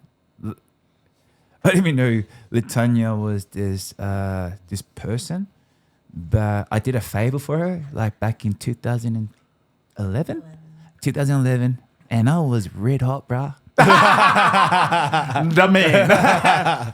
And, like, we were on fire, man. Like, we were killing it. Oh, you did the backflips. Yeah, that was Quaid. Oh, it's Quaid. Quaid did the backflip. I did they call it the turtle, man. Oh, the turtle. I like to spin with my elbows. The Chipper was in the team? Chipper was there. Kenya? But we had a good... That was like, dude, man, we had best team. Man, the best team. And it's just sad they didn't keep most of the boys. Yeah. But, yeah, at that time, she reached out. Latanya reached out and goes, hey, Digby, I should let you explain this. It's pretty cool. Oh, this is how we actually met. Yeah, Okay, cool. pretty cool. I slid into his DM. But she's a real one. But not like those girls. A friend of mine was the director of Fresh TV, and he was directing an episode on Pacific Islander Sports Stars. Yep. and he was asking me if I knew anyone, that he could interview. And in 2009, I organised a fundraiser for the Samoan tsunami at Ballymore. Yep. And we got a couple of, some of the Queensland Reds to play a touch game and some Channel 9 stars. 400, I think? We raised, about 400,000 for that. wow. But I had Killer instinct, mate. Cool, man. all the Queensland Reds as Facebook friends. And that's how I had Digby as a Facebook friend. But I never really, I wasn't really a groupie or anything. I was just mind my business. Yeah, man. And then 2011, when that my mate reached out to me if I knew anyone, I was like, I got the Queensland Reds on my Facebook. Maybe I can slide into Digby's DMs because he was quite big at the time with his, post-try celebrations. So I, misjudged him because in the beginning I was like, oh, he's probably arrogant and whatever. But I reached out to him anyway, and I was like, hey, just wondering if you'd be interested in featuring on Fresh TV. It's a no budget because it's very new. So you'll be doing it for the love. It's an unpaid gig. And yeah, he replied back saying, yeah, of course I'll do it. I'll do it for our Pacifica people. And then from then on, I was like, okay, I don't care what bad press he gets. He is a good person because he's doing this unpaid gig when he's in high demand. But the funny part of this story is that I forgot about that. Years later, his brother reaches back out to me if I can help him, with all the legal stuff he's going through. I had to write a reference in court on how I know him, a character reference. And then I was trying to backtrack. How did I actually meet this guy? And then I remembered the Fresh TV thing. And then I asked him, I'm like, hey, do you remember that Fresh TV episode you did? And he's like, yeah. Okay. Do you remember who got you that? And he's like, oh, this girl. I was like, bro, How funny. did not know. This guy didn't even Man, know. what goes on comes around. He did not know. Funny how the universe works. Now we're like, bro, we travel everywhere. And, I feel like a lot of people don't see behind the scenes. I've met beautiful people and Latania's one of them. How cool is that? I feel where I'm my worst own enemy, to be honest. But it's just how you receive the message from seeing contracts. Oh, you gotta pay this, and they hit you with these words like spells. Yeah. And now that what they're saying, it just hits your soul. It's like your dad's telling you off.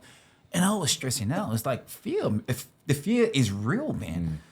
So now I'm connecting with Latanya because of my bro. And I judged her too. I'm like, what is she gonna do? Mate, she changed my life, man.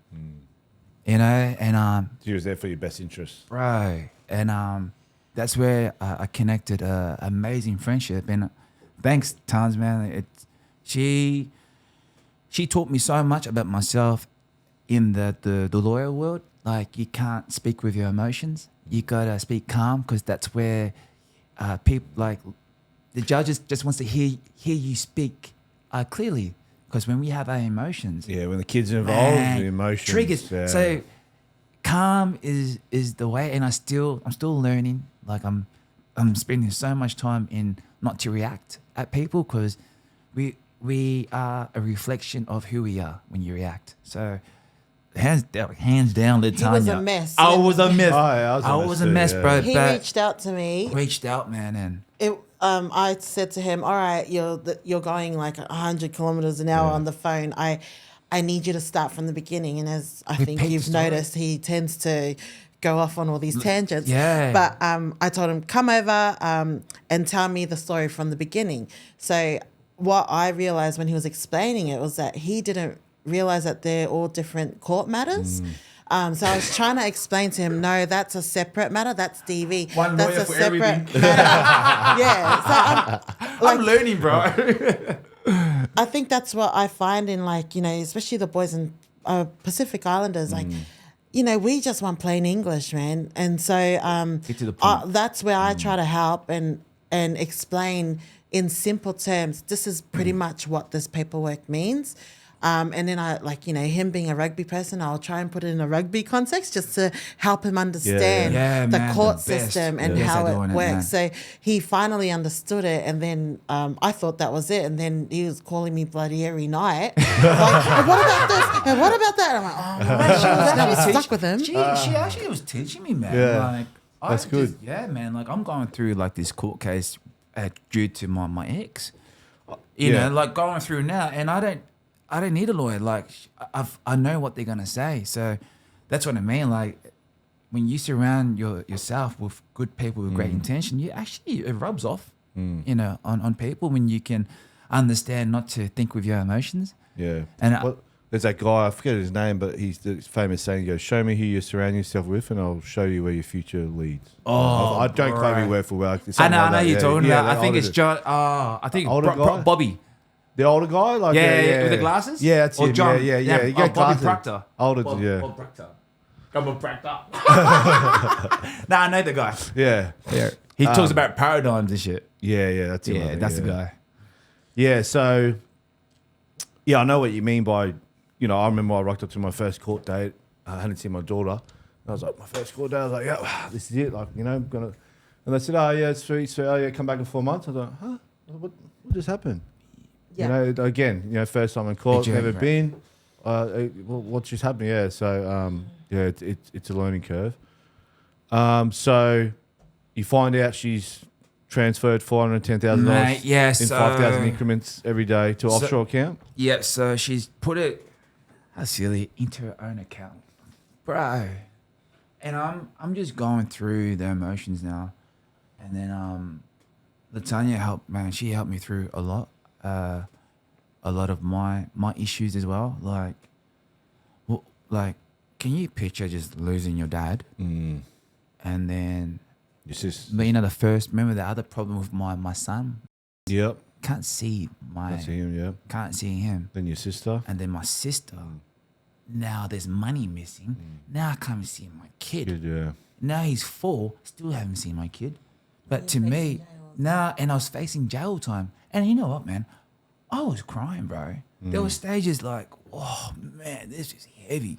Oh, bro, Bro, it's heavy, man. When I was the same, sorry, Kate, you know, when I was going through it, you know, because I only have one, my brother doesn't have kids, so my daughter is the only grandchild that my parents have. And, you know, I'd just be out and I'd see someone pushing the pram past me and I was just like, you know, like, yeah. You know, like that's what I'm not getting, missing. You know, I see grandparents at the park and I'm like, fuck, that's what my parents, you know, just, you can't escape it. You know, You can't. And that's what built real men, bro. Like, I talk about resilience. Yeah, that's why I got this this palm tree, man. Like it reminds me of my dark times where was my true power. That was me, mate. Deal with it, mate. You created your own problems. So who you kidding? Because if I just listen, and this is why sometimes I think about my old man. Like he's always been right from the start. You have to work on yourself.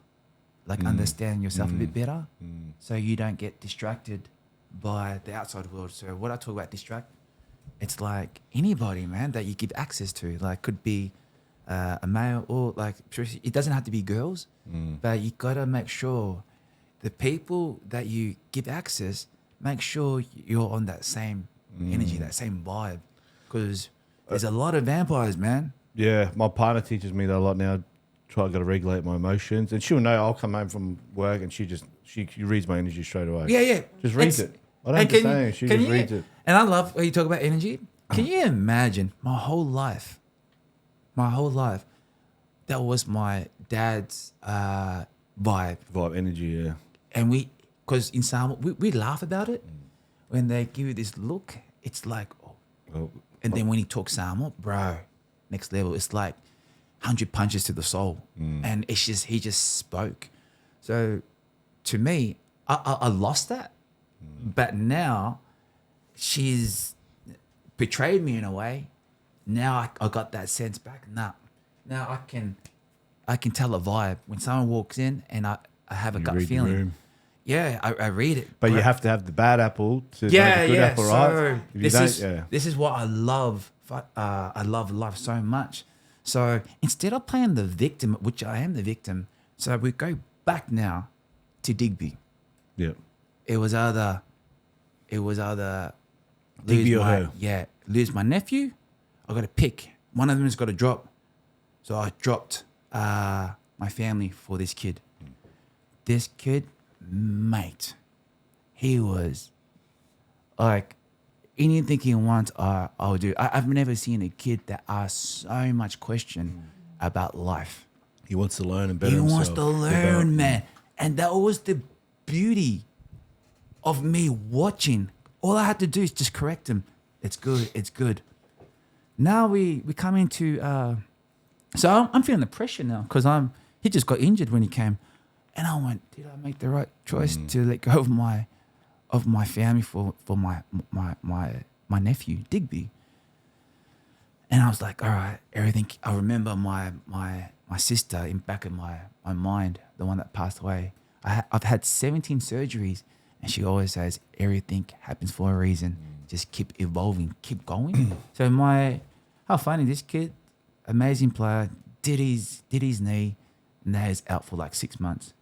So I had a choice not to help him, whatever. But nah, I'm not gonna waste my time. Man, me and this kid were like glued.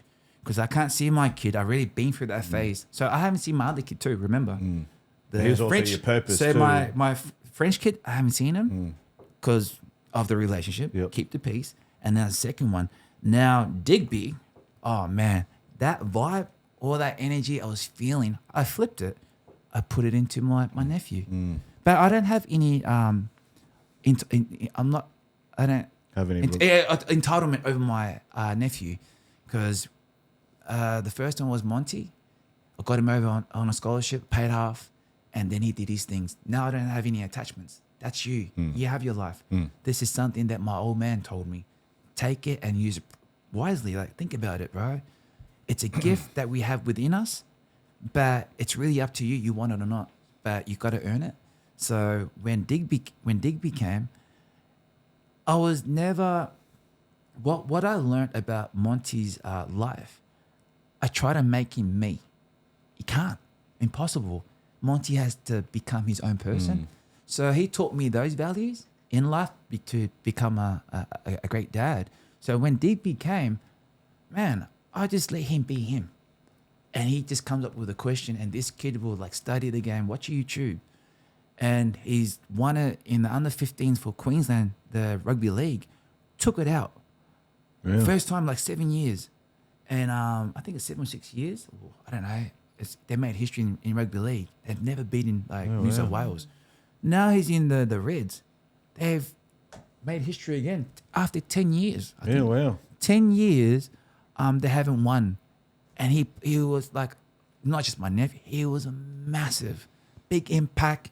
Because everyone, I was even fighting with the coaches. Stay high. Who's the I was coach fighting there? with your coaches, What's his man. name? 16.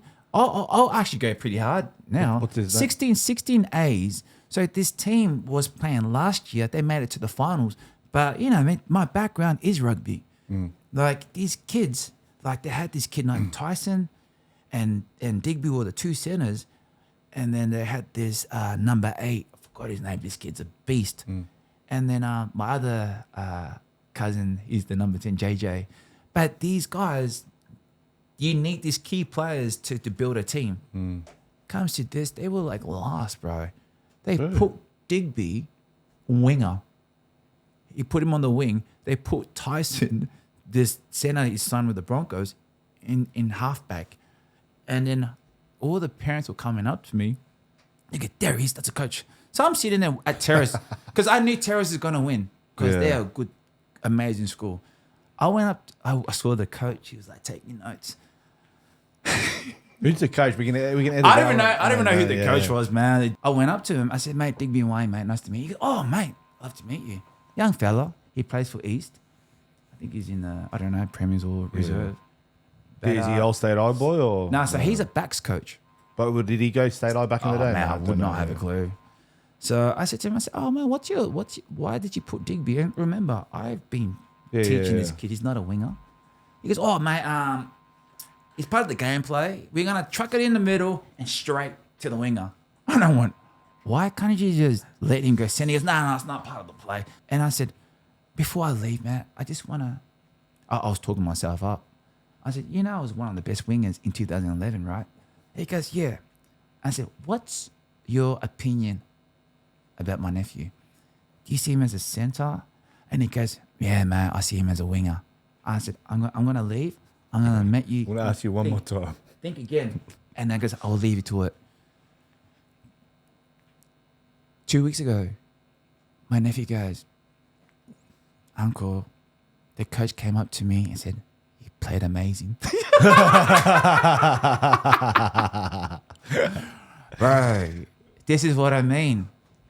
Man, you could have all the papers, man, in the world, but what's your experience? Remember that feeling I told you? Hold on to it. Hold on to that feeling. This kid's got it, man. And that's a feeling that a lot of us, like my family, chase. It's just when you worked and it's earned, that earned right there, that's the feeling that fuck, this is it, man. I can get there. So every year I said, no, you've always got to have a goal.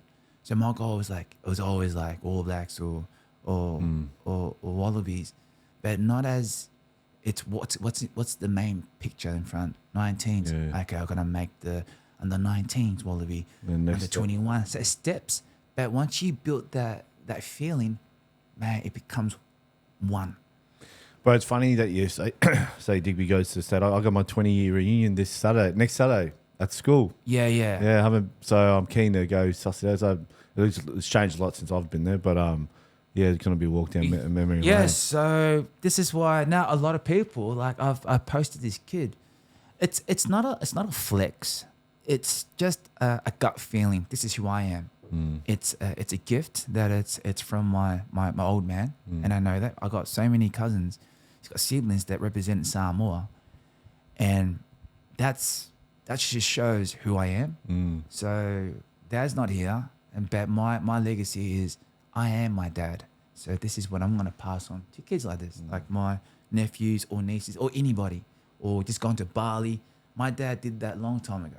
I'm just another version of him. And that is my purpose. If I could shine someone's light, let it be then. So when it came to Digby, you know how aggressive I was, but in a calm way. I've taught him in a way, not to pressure him, but he was the one that comes up in the morning. What do you think about my game? Asking real questions, like questions for him to benefit later down the life. Mate, he reads the game like a book. So he's got league and union, but for me, it's like, he's so natural in union because that's my family background. Yeah. But in league, it's just scary to see a kid is new to the sport. But that's where I built my self-confidence of showing. Remember that game, British Bull Rush? You got to go to the other side. Yeah. So that's how I see league. It's like it's just I'm going to take you up, and that builds your self-confidence. So when you go back to union, now it's like a game of chess. You got so much skill sets in it. How do you win? Man, you can't win by yourself. You need a team. Yeah. So that's why I love rugby so much, because Dad has learned a lot of his character just being a captain for his village. And his village back then, is Samoa. They built a team, the best in Samoa. Couldn't even beat my dad's village, and he was the captain. True. So there's so much to it than just having a team. It goes beyond your true character, and that's what builds real men. And you've been in the system with the army. It's the same thing. Like, how do you be consistent? How do you handle Better pressure? yourself. How do you handle 80 or 90,000 people watching this human being create something out of nothing? But I can control that because money never made me. I made myself. So that's how I look at life. So whatever I want to do my next chapter, I'm not chasing money. I'm chasing alignment, because I want to prove to myself again what is organic for me. Not chasing things out there that I just told you my life story. Without these girls, and it's my own fault of not taking advice, but I'm one of those leaders. I like to poke it, touch, feel, because I know myself, when I feel that dark side of the hitting rock bottom, nah, man, never again. I'm gonna go there. But that's where we have to go. We have to go with the flow. Like, it's not straight all the time, man. It's up, down, up, down. Do you feel like there's times in the life where you've hit rock bottom and you thought, fuck it, and then later on in life, like, fuck, I thought that was rock bottom. Yeah, but now this is rock you know bottom. what I don't miss? I don't miss the mornings, man. Waking up every morning, knowing that I'm going to jail for 5 years. I used to wake up. Yeah. So after the 410 got transferred, what point do you think shit we're going to court, family court? Oh man, when I found out, and that lawyer. So did you call her? Were you in contact with her then? I was calling her. I was calling her every time. Did she ever own up to it? What was her reason behind it? You know what? I called her after. So she put me with another criminal lawyer, and it was her mate. But I remember the time just told you a story. It could have been just done. Yeah, that's right. So I was fighting. I said, "This is criminal, man." Like, and she was going, "Nah." So when everything was done, when I won, I got a new lawyer, the criminal. I rang her up, and I said, "Do you know what?" She goes, "I told you." Nah, she's being a narcissist. I told you to go, bro. This is the game they played. And Latanya was like, she was witness. This is the shit you got to deal with, man. Yeah, it's a circus. It's a circus for them, man. And then I was triggered even more. So I won my criminal. So I'm like, tons. Wow. I was always innocent. Dropped all the charges. Latanya showed me all the receipts. Didn't line up. Free to walk. Now, family court. I know, right? Oh Bro, bro. It's pretty rare these days. It's pretty unheard of. Like if father's in family court, there's always going to be DV. Bro, It's different. unheard of. So can you picture me? I'm thinking I'm killing it. I'm in Samoa celebrating, mate, killing it. So I won the DV stuff, the whatever, the criminal everything. side, yeah. So I'm going into the family court. You know the information when I won? They didn't even take a look at it.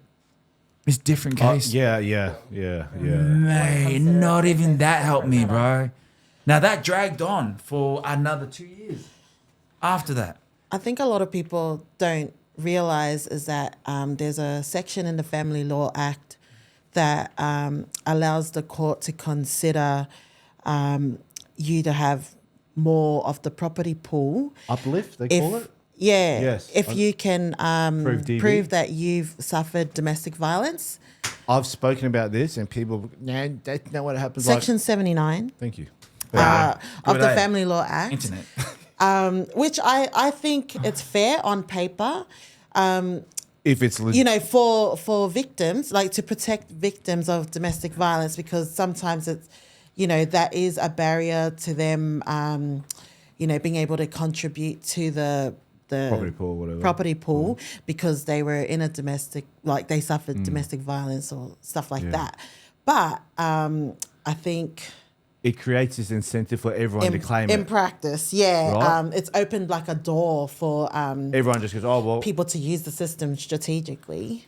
And I think what happens is, let's just say me and my ex, her name's Sarah, we break up and it's somewhat amicable. Let's just say we're not fighting over the kids, but hey, look, we want to divide that. Okay, fair enough. So I go see my lawyer, she goes see her lawyer. But I think what's happening is she'll go see her law firm and they say, I just need a co-parent. And they go, no, you need to put a DV on it. Yes. She's like, why? Yeah. Because you're going to get entitled to more of the property pool. And they go, Yes. oh. And it doesn't even have to be proven. It just See? needs to be alleged. And isn't that fucking crazy? And I think that's what's wrong with the family law system now, because they're operating on like what is alleged and then who rules in favor. So they're not actually looking at facts anymore. It's just kind of like, because a lot of these allegations, they would have been alleging incidents that happened like 10 years ago. There's no way it could be proved. But I've had a father go, they brought up something that happened 13 years ago. And I think it was, I might get the story. It was with a previous ex. He kicked the door. And he goes, oh, yeah, I kicked the door. This is nah, sorry. But, and they're like, hold on a second. This Yes. happened 13 years ago for someone else. Yeah. And like, nah. And so the family court, when they get all these like reports or domestic violence reports, they collate it together. They might all be unfounded, but it shows a pattern, you know? If you throw, one of my lawyers said, if you throw mud at something long enough, eventually something will going to stick. And like, Absolutely. that's what they do. They try and leave this paper trail, even though it's unproven. They're trying to go, Yes. but look how, Yeah, but it's just crazy, because you man. said it doesn't mean it happened. And then you've got the other side of it where police officers are now feeling burnt out because they're getting called to investigate these matters. And they know it's bullshit. Yeah, which, I mean, everything you have to treat it seriously. Right? But I think that, you know, this clause has made a lot of these people use the system Yeah, strategically that's right, as a for their tactic. own benefit, Yeah. rather than, you know, for the benefit of the children. And Yeah. so I think that's what's wrong with the family court system. And I think there's just and I've spoken this on previous episodes of previous guests, you know, the government, we're encouraging to claim DV. And by that, I mean, you get these incentives, $5,000 this, you get 10 days DV leave, you're entitled to more of the property pool. Oh, shit, Yeah. why not? Yeah, he claims this, you know, so, all right, so family law. So how did that journey go, the family court? Honestly, the family law cost me more than that. My actual criminal, facing right? 5 years. Yeah, bro. Yeah. Like, I couldn't believe how broken the system. And you were is. in Brisbane at this time, I'm right? in Brisbane. Oh no, I end up ICT. moving. I end up moving back She- to mum. How about? Okay, sweet. Do you reckon we can get through the rest in 30 minutes? Yeah. Probably. Yeah, easy. Okay. I end up moving back to mum's house. Yep. You know, I was just going through In Melbourne? In Melbourne, Yep. yeah. So And where was your ex living at the time? Oh, she's gone. Long gone. We're gone where? Canberra. Canberra. Okay, yeah. So you know, like, yeah, so we're broken up and I'm going through and she still got her stuff at my place. She sends her family, like her brother, Come grab it. grab the stuff. You know what's crazy? These two cops, and the cops were nice. They said, oh, did your ex get in? I said, nah. He goes, well, by law, they can't just walk in. And then he goes, is it all right? I said, you know what? Just come, because it was my kid's stuff, come get the stuff. As they're getting packed, they want to take the car I bought for her. It was a Isn't it Porsche, crazy. bro. Yeah, that's A Porsche, bro. This Porsche, I bought it off her dad. But now I look back, it was all a stitch up, man. The guy had like a loan on the car. And I've had an R8, so she was pregnant. She goes, babe, are we gonna buy a family car? I said, what's wrong with your Golf? She drives a Golf, bro. I said, that is your car. Like, so she plays the victim of, I'm gonna buy. She went and got a loan because she knew how to play the game. Yeah. She went and got a loan. Who gets a loan for 70? To me, that's dead money, bro. 70,000 loan for a car that is used and it's a Porsche, bro. Did you put in your name or her Nah, name? you know what I did? I said she was paying like ridiculous Interest. interest. Yeah. So you know me, because lucky my sister bloody educated me. She was taking it out of one of my offsets in the Melbourne house. So I was getting like, you can redraw. So that one was holding like $6, and she took that money out of that home. So she was using it to buy it. So it was like I was renting it, like mum was renting it like 900 a week because we were renting the rooms. And then I said, it's all right. It will go back. You got to pay that money back. But it was all right. I was paying it anyway. She was giving me, it was $1,500 or I don't know, like paying that same amount. $1,500 a month. No, it was 900 or whatever. This is her way of putting it in. And it was my own money she was stealing. So she was transferring 5,000 out of his account and then transferring 1,500 back, and that I was is thinking what it she was- put yeah. in the property settlement as her paying for the her loan part. and paying for the mortgage. Like, how delusional is she? And I was just trying to show proof, facts. That they couldn't get over. Like, even when I showed my other lawyer, they were shocked and they still didn't care. like, it was a strong case, but it just dragged. Dragged. And then, yeah. And we end up, you know what's crazy? We went to mediation. She was claiming my super. How can you claim a super? Yeah, that's another story in itself. How? I think it's so. Your super, my super. You keep yours, I keep mine. They keep on going, why? You got entitlement Why is it now. that? Yeah. Yeah. So you know what's even crazy? This goes even next level, man. I had a watch that Try to claim it. bro. I bought this from my dad. It cost me like 13,000 euros. So I try to blend in with the French. Bought this watch for 12,000. It was a nice, but I'm not a watch person. I just want to. It's hard to communicate with these French people, man. Yeah, It's I a find them watch. real rude French. The way they there is. speak, There's real some good ones arrogant. too, bro. Are they? Yeah. But my mate goes, you need a watch. So because I'm getting all this money, bro. So I think I'm killing it. So I got this watch. So I gave it to my dad, and he's kept it ever since. And on the day or 2 weeks before he was dying, he gave it back to me. So I took it. So I remember I used to feel a vibe. Like this guy would question, how did I make my money? But man, my sister hooked me up, man. They looked down on me, bro. They would think It was hard for them to believe that someone of Pacific Islander heritage owned his house. owned his house because she was shocked as well. Yeah. And Jealous like too, probably. jealous, bro. so. Driving the I-rate and like they were questioning. But you know me, They so thought he was in debt. so humble, man. You know what she tried to do, bro? Because even though I was making this cash flow, like 1,800, man, that's a lot, man. And I'm like bills paid, nothing. Now I'm just living. I'm thinking I'm the man. So man, I sold the R8 whatever, but even that, like I remember I was telling Tanya, she would make me this person. Like I love to do like clinics like for kids because a white man helped me with my career. It wasn't a scholarship, but he gave money, so it was beyond kind. So gave me opportunity. So I try to do that with these kids I was coaching, free clinics. She's the one that put a price on them. Now she's collecting the money. Now I'm like, oh shit, man. Oh, you look after that. If you can get money out of what I'm doing, you have it. Just that's extra money. So I look at different incomes, and it's just I'm getting all this money, but guess who's in control? She's controlling it, bro. But it just shows how greedy Some people can be a person evil. can get, man. It's never enough for them, bro. It's not, and I'd never what my ex did to me, like what your ex did to you. I could never commit those same acts to anyone. They can't. That's the like, narcissist, I would never bro. dare do that to you. Apparently, there's 3 types of narcissists, bro. The one I had, I couldn't even believe we're talking to. Yours is the top one. I go out and about in restaurants, and it's just funny when you connect with different people because you speak the truth. And we just, I like to talk to people and understand people's story. That's how I became so self-aware to understand I'm not the only one going through my issues.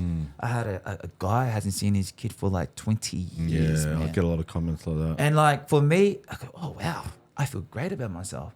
But the narcissist, we were talking about, I didn't even know there's 3 types. Yeah, what's but the types? one, I don't even know, but the one I remember, You get the worst one. the worst one. And I said, how did you know? Because when he was telling me, he goes, I studied it, man. And this guy looked like a bikie. Intelligent. Oh, true, yeah. And everything he spoke, he couldn't fake because he was experienced. He goes, yeah, man, I bet you she made you, she played what you want to feel loved. Like, you wanted her to behave in a certain way. I bet you she even like played oh, babe, you go out. Yeah. But deep inside, she doesn't want you to go out.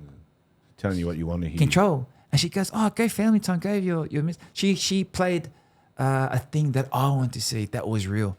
Bro, fake. That's a narcissist. Did anyone ever say she might have BPD, borderline personality disorder? Yeah, well, you know what's crazy? I didn't know about that till I ended up going. She talks about trauma, and this is crazy. So she used to wake up in the night crying, like go on the corner, like wake up sleepwalking, crying. Trauma, bro. From Like I didn't even know what was going on. Yeah. This is like weird, man. Yeah. And I'm like sitting there. I said, "You," because my brother's friend, he was island Tonga, and he touched me. I don't know if it's real or bullshit, but mate, now she's gone into the family court. Telling that. She got, and I said to her, "This is what I did," and Latanya goes, "Show me proof." Nothing. Yeah. No case, bro. I feel like in the family court, like in the criminal court, you know, they say you're innocent. I could be wrong. Innocent until proven guilty. Yeah. I feel like in the family court, if you're a father, you're guilty until proven innocent. Bro. And it's just like, yeah. But there's too much, bro. There's too much money, bro, to be made. There was days I walked in the court head held high. Like I've got hard evidence supporting. Yeah, I've gone head held high, and then the judge is gone. No, come back 4 months. Like, I love what Latanya said. Remember you told me you wrote like the dot point she stood out? When you're paying 6 figures, it's not about you no more. It's about how much can we get here. And that's where she, when we were talking about this morning, it's like there are good lawyers, but family court, how crazy. Like I actually thought about it, and we had so many debates over family court. I said, how crazy it's like when we get married, we've known each other for years. We get a random person to tell us how to run a relationship. How delusional are both of us? yeah. That's the ego, man. You know what I mean? Like that's deep. That's real chat, bro. We need like a priest or a judge trying to say to us, you gotta pay this amount of money. And keeping in mind that they only read the brief, so they don't look at, like, they don't study your case. No. Yeah, they don't. These judges' time don't see is the little precious, things. so they just read the brief. So it's how much information you put in that brief, and then they'll make a judgment based off that. And how well do they read that brief? Because do you think they just go like this? It's they skim through. I skim through. I've gone one morning, and he called my daughter Jack, so he got the name wrong, got the age wrong, and got the sex wrong. He goes, "Oh yeah, you're here for to see Jack, 2 years old." I was like, I nearly kind of walked out. I said, "What?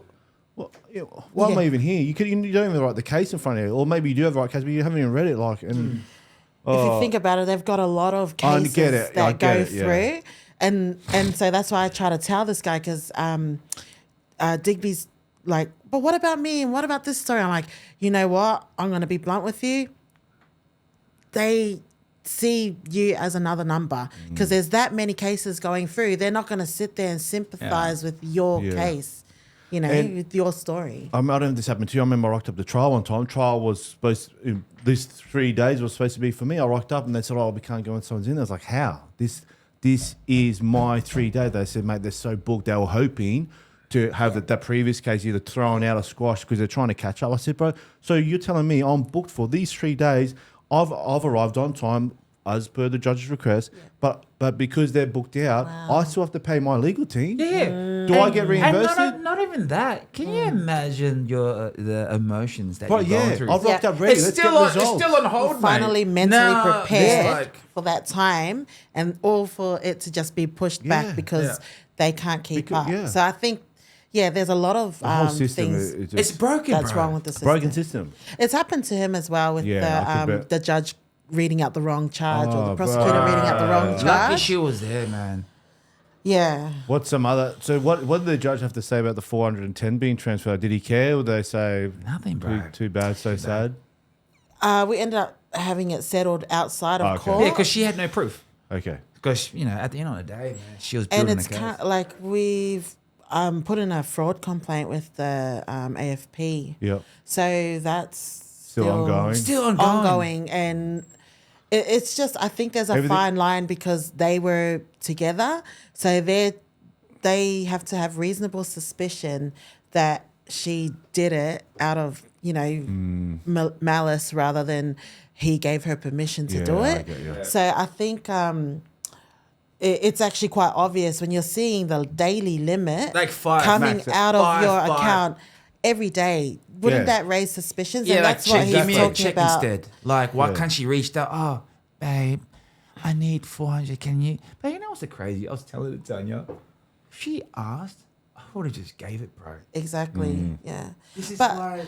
He's the type, like if you go through his history, he's never used internet banking. Bro, if he wants to make a withdrawal, he'll go to the bank and get cash. Invoices at the post office. I still like to get the invoice. So like, for me, you know, if you're an investigator investigating this matter, you should be looking at those types of traits in a person. It's not just they're in a relationship. Okay, sweet. They need to actually look at that, because people shouldn't get away with this stuff. And talk about patterns. You know, you could be with someone for 2 years, 3 years, 5 years, 10 years, but the day you break up is when everything comes out. Okay, no worries. We were together 5 years, but the day you break up, I can't believe you used to bash it. Yeah. No worries. Well, where's the last 5 years of evidence? Yeah. There is none, because it never happened. But it's always the day you break up. Oh, he did. Yeah. Well, wouldn't there be evidence? You know what's crazy on that? Remember one of the criminal, like the offences. My mate, we were celebrating my kid because I'm having a baby. Because I haven't seen you so long, and my mate loves the party, and I know what's his vibe. We travelled around the world. We went to Japan, and then I'm back in staying over near the valley, and this one night we went dinner. He got maggot, like drunk, and I don't even drink. This is in 2020, and she's pregnant. And she said, go, those ones, go out, it's all right. But then I said to my mate, let's go to this place. We go to a strip bar. Yeah, so I gave him money. I did my thing. I went, and then she picks me up. Bro, I was so honest with her. She goes, what were you doing in the strip joint? No, she's coming at me. Interrogation time. And here he is thinking, I'm so proud of myself. I'm doing the right thing. Just to get attacked. But yeah. So she pulled it. She made this scene, bro. And I now look back, it was a setup. I got that pissed off. I slammed the door. And she slammed the door. I remember slamming the door. She gets out and makes this massive, help, help, running, screaming. And I went, wow. So I called my brother Jay. He goes, what's up? He goes, bro, I said, can you just pick me up, please, man? He goes, where are you? So he comes to pick me up at 10 p.m. with his beautiful wife. And I slept at their house. And then I went back. And she's acting normal again. Yeah, bro.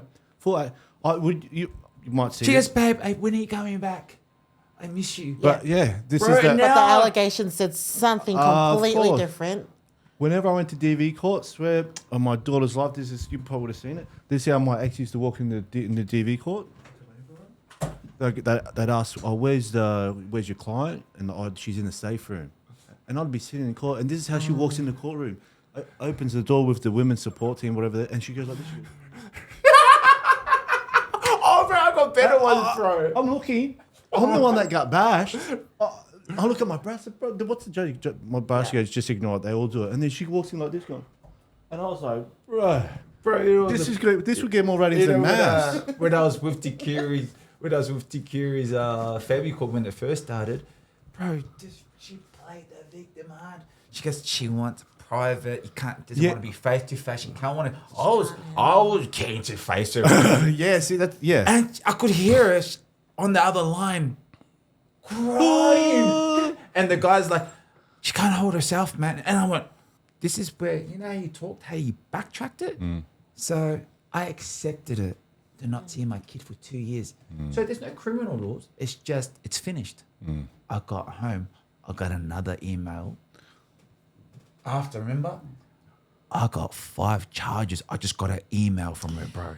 It was one allegation after the other. So the original allegation, finished. Just one.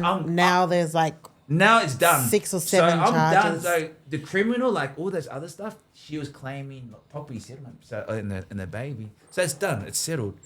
When I went home, hey, backtracked all the fights. Criminal. Now that got me. I thought it was done, bro. It was getting started. It was only just getting started. Yeah. So I'm looking, he's showing me what he's now been charged with, and it's got the dates of all of these incidences where he's bashed her with a metal hook and stuff like that. So I said to him, okay, first things first, go through your phone, for those dates. Get all the receipts. See Bank what statements, happened. yeah, Yeah, Woolworths, that kind of Coles. stuff. And every single incident was accounted for. Like, there was no way it could have happened. So I'm telling him, your criminal lawyer that you have right now, no good, bro. Yeah. You're Cut going to him. have to That's get what happened, someone bro. 'Cause who knows. their shit, man. Because Yeah. I would have been fake. No, I wouldn't even be here, bro. So lucky Latanya goes, bro. Latanya was the reason. She goes, bro. I had a gut feeling as well, man. Like she wasn't even prepped. She did it like a day before, man, and she had no. And he goes, you're gonna face 5. How can she do it all in one night? Eh? Yeah, it could be, yeah.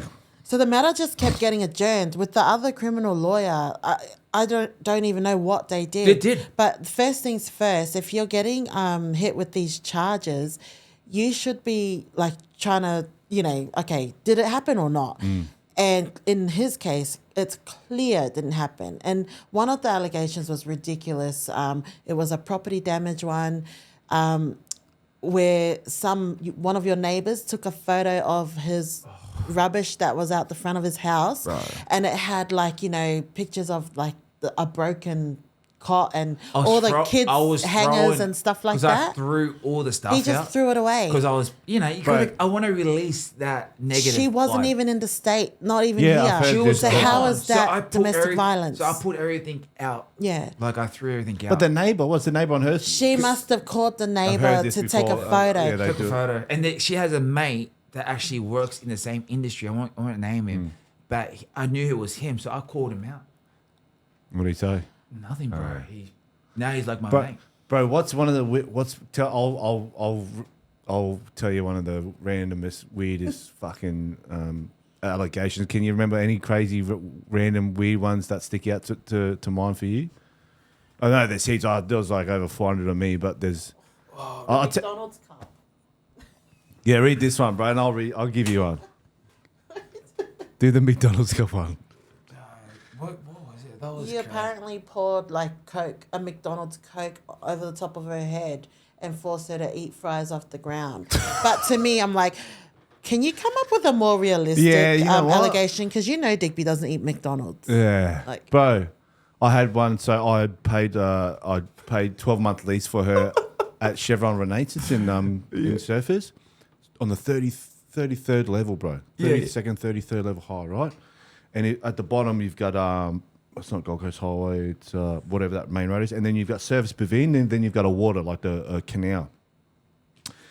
Now she claims that this day, this specific time, bear in mind 33 levels high, she saw me down on a jet ski, honking my horn. Now jet skis don't have horns, right? But I'm sitting in the car going, so jet skis don't have horns. She goes, he was on his jet ski. She clearly identified me. I had some chick with big boobs on the back of me, and we're giving her the finger. Bro, 33 levels high, you can barely make a model of a car. You can pick the color.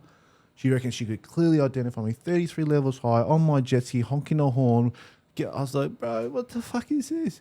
Anyway, but like that day, at that time, I was at Woolworths somewhere. She claimed at 11 o'clock, whatever time. Mate, how can I be in service when I was at Coomera? But mate, like, bro. Yeah. And the biggest advice, I remember we went to the Reds, remember, was 2 years ago? Yeah. So they found it, one of the boys found out about my story. So they wanted me to go have this chat to the Polynesian boys. And, it was pretty intense. I said, you know what? If I'm going to speak, I want to be my best mate. So it was serious because I'm going through it at the same time. Like we're going through family court. But the thing what the boys remembered was the receipt.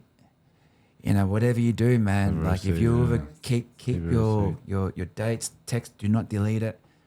Hold on to those, like I love you, or even a naked picture, whatever. Bros, those receipts.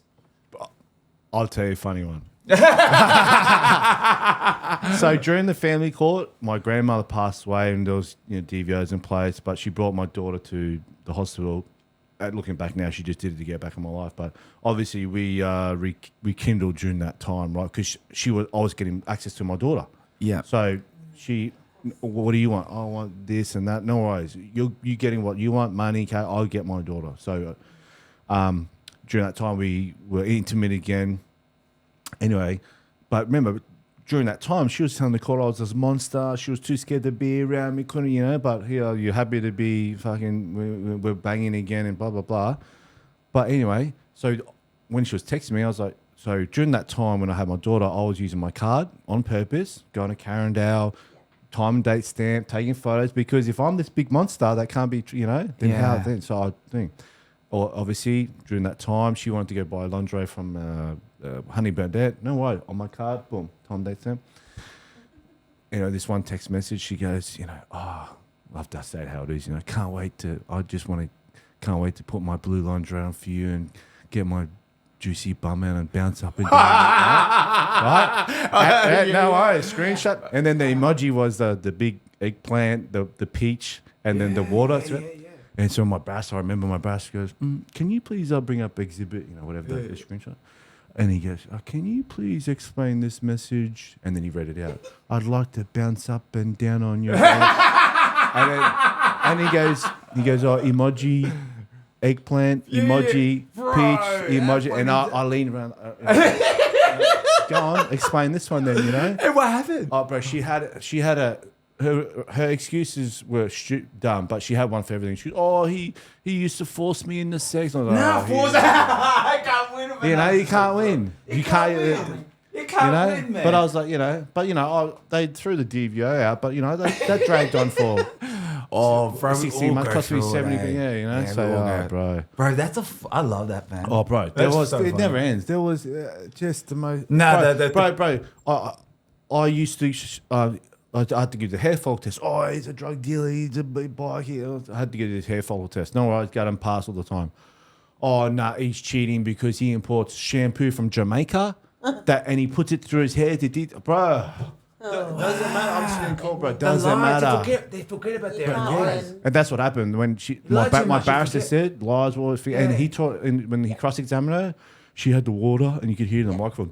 And she took like 4 breaks. She was in there 5. Bro, I didn't need to take any break. They took 2 breaks while I was in the box because they didn't know where they were going the line of questioning. So you went that far, bro. I had to go to trial because she once they played the video footage of her belting me at a restaurant in the Uber. Bear in mind, I'm the one that's getting belted. She's crying, and everyone in court's asking her if she's okay. I'm thinking, what about me, man? Yeah, so they consented and whatever they accepted, but they will keep pushing on me. I said, what evidence? So I had to fight it because she put my daughter's name on the DVO, so I couldn't see me. So I had to fight it, And yeah, they threw it out, but they cross-examined me for 5 hours, and they only cross-examined me for 2 hours because it was easy. I don't need to remember the story. No worries. Ask me a question. Yeah. Boom, boom, boom. She's like, oh, I can't remember. Yeah, bro. So man, that's pretty deep. And I didn't know you went all the way. Right, all the way. Yeah, and I had a female judge, and I thought, fuck. I like guys, bro. But you know what? What my barrister said, don't worry. Because I thought, look at how I look, bro. Because you doubt yourself. I wouldn't do the same thing. I tattoos. You look like the bad guy. When she walks in, I was like, I'm done. Yeah. I'm done. Like this. Yeah, same, bro. It's quite fair. And I find the judge, when they ask me a question, I could answer a full conversation. Where's the family judge? I'd go to answer, he cut me off. I said, bro, you're not even letting me answer the question. How can I speak, man? Let me speak. Yeah, bro. I think the issue with his the criminal matter was that it had just kept getting adjourned. Dragged. That by the time he got a good, solid lawyer, one of the top criminal lawyers in Queensland, it had gone to a hearing. And so there's no sort of like dropping the charges there, and you can't really push it to be adjourned again. So he really messed up. I mean, the first lawyer really messed his case up. When I looked at the allegations that he was facing, a lot of them, they all should have just been dropped or dismissed because there was like solid proof that it didn't happen. But because it had gone to that hearing stage, we had to sort of negotiate with Pros that, okay, we'll accept this charge and we'll for them to drop the other charges. So the charge that he accepted was the willful damage one, which was where he caused damage to the fan. But we rewrote the narrative of that because the original allegation was that he threw the fan at her. At her, not into the wall. The fan, he threw it like to the wall, which was on the other side of the room and far away from her. So now he's being punished for damaging his own fan and has to pay restitution for that fan that he owns, like, which I think is ridiculous, and still gets a willful damage charge against him. In my own house, crazy. bro. How? And that was what you had to negotiate in order to drop all the other charges where he could be facing time in prison. So that, I think that's what's wrong with the system. Yeah. But part of those allegations, he already had like a domestic violence order, 2 years where he can't, where he's not to go within 100 meters, like, the typical DV order. And she wanted that order to be extended to 5 years. But the judge pretty much laid it all out. Like, well, actually, you live in a whole different state. There's been no interaction between the two of you in these 2 years. She kicked herself out. He dismissed it. I didn't even kick her out. She left herself. That's what my mum's advice. She kicked herself out. That was funny. And she took. Crazy. Yeah. But it's just, like, we can laugh now, and I'll be honest. Oh, I've never laughed so much. You can only laugh now. When you're on the right track, man, and you laugh, that's when you understand. Jeez, man, that was a lot, man. Yeah. And like now, like I've learned my lesson now, and with me, I just want to surround myself with just good people like yourself. Energy, And I love what you do, Yeah. but it wasn't funny back then. Oh, no. I know, Come a long way, bro. And like every day, I'm just grateful that I'm still here breathing. I could hear my own heartbeat, my own breath. That, geez, there were stages, bro. I just want to give up, bro. And, And I mean it at times. It's funny you say that because I remember when I called you and I was living in Melbourne at the time. We were talking for like an hour, just laughing. I remember we were just laughing. Yeah. But would you sacrifice, like, you probably, looking back now, you would have sacrificed a lot with rugby, but making that decision for young Digby. Oh, bro. But you don't know what sacrifice was until that moment. Until now I understand, like, what my parents told me as a kid, it's be aware, and she understands. Don't have too many friends, because even your own siblings can do you wrong. So, for me, like what just happened, I can't blame her, because my lessons, I was reckless. It doesn't mean, she did that to me. I'm not going to change. I'm still going to be giving. I'm going to be that same person and helping people, but I only give to those people that actually deserve my respect and value me. Now, that's how I was reckless. There was a leak where I thought everyone was just, like, cool. But I lost that touch of that vibe, how to read energy. Now, see that, how do you pick your nephew over your own kid? My kid's not even like 1, he was 5 months. I didn't even know that was going to be the last time I was going to see my child. But then you meet this mother, good mother. She's a good mother. But what she did, man, that is something deep, man. Like, I'm just grateful I surrounded myself with good people like Latanya, my family. But at the end of the day, it was my mum. My mum kept me so strong, and she laughed at me. She's one of those mothers. She won't tell you. She'll tell you once. All right, you think I go, yeah.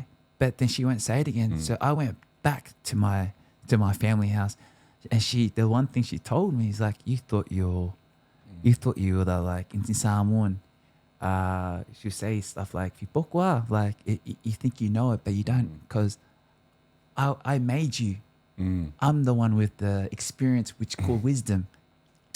And, like, to me, bro, I had to take up, because I was a bit, like, ego. To be this person in rugby, you got to have this confidence within yourself. And it builds up that sometimes when you face that person, that person that created you, it's like, fuck, man, I was lost. But now I've come back to even understand who am I? He goes, nah, sometimes you need to get lost to remember who you are. It's deep, Yeah, bro. yeah, absolutely. And once you understand that, now you you're attracting all these amazing people, man. Like, just come out of nowhere. Yeah, and you know, I think it's how many fathers though have been in our shoes but haven't come out the other end. Right. You know what I mean? And like- it's just sad, nice, you know, and like- it's people like yourself, like Latanya. Everyone's got a story, but remember, the nicest people. You don't want to know their pain. They all talk a language you don't even understand. So when you attract your tribe, like how we chat, and how me and Latanya talk, that's real, because I've done the work. I've been around so many places, but I still have time to understand that person's story, because there's a God in everyone, man. But for me to reach at my higher self, which I call the main energy, everyone calls God, to be aligned, there's rules you gotta obey. And I said to Latanya in Bali, because I always like observe, what do you worship? What God? Because I believe, like, you know, it is the truth about religion is so divided. But how cool is to understand who we are, that the God that we believe lives within us. Yeah. So honestly, we'd love to believe in God, but do we obey God? yeah. Honest, bro. And you know what's fucked up? And it's in the Bible. Temptation is a bitch, bro. What goes around, comes around. So it's a matter of time when you want to do good in your life. Man, speak the truth, man. Speak the truth will set you free. Like, you know, like, I believe we connect with certain people is how much you give to people, and those people will come because their hearts are pure. You're pure. You have a purpose in life. You're telling people story. It's like John. You're telling people stories so they can feel, wow, I'm not going through a rough time. Like, people need to hear stories about other people, because that's what I did. Now I'm back in Samoa. I like to understand other people's stories, but for me, where I grounded myself was all in nature. To be honest, it's like when you're so locked up in a suburb or in a city, it's too crowded and too noisy. And you know me, I hate crowded places because I'm trying to figure out. I can't hear myself. So when you separate this noisy, and I've been through it, you know, through rugby, all I want is just silent. Yeah, peace and so calm. when I could feel that peace when I'm back at home and when I go in nature, man, I could hear my own breath, my own heartbeat. Like, oh man, it's so powerful, but we forget because we're so locked into a system. To numb our pain, we have to work 9 to 5. I feel good. But really, when you stop what you do 9 to 5, guess what happens? Why do I feel depressed? Why do I feel empty? But that emptiness is your bullshit. You meant to. Your character was telling, your soul was telling you. Program. Bro, you're programmed.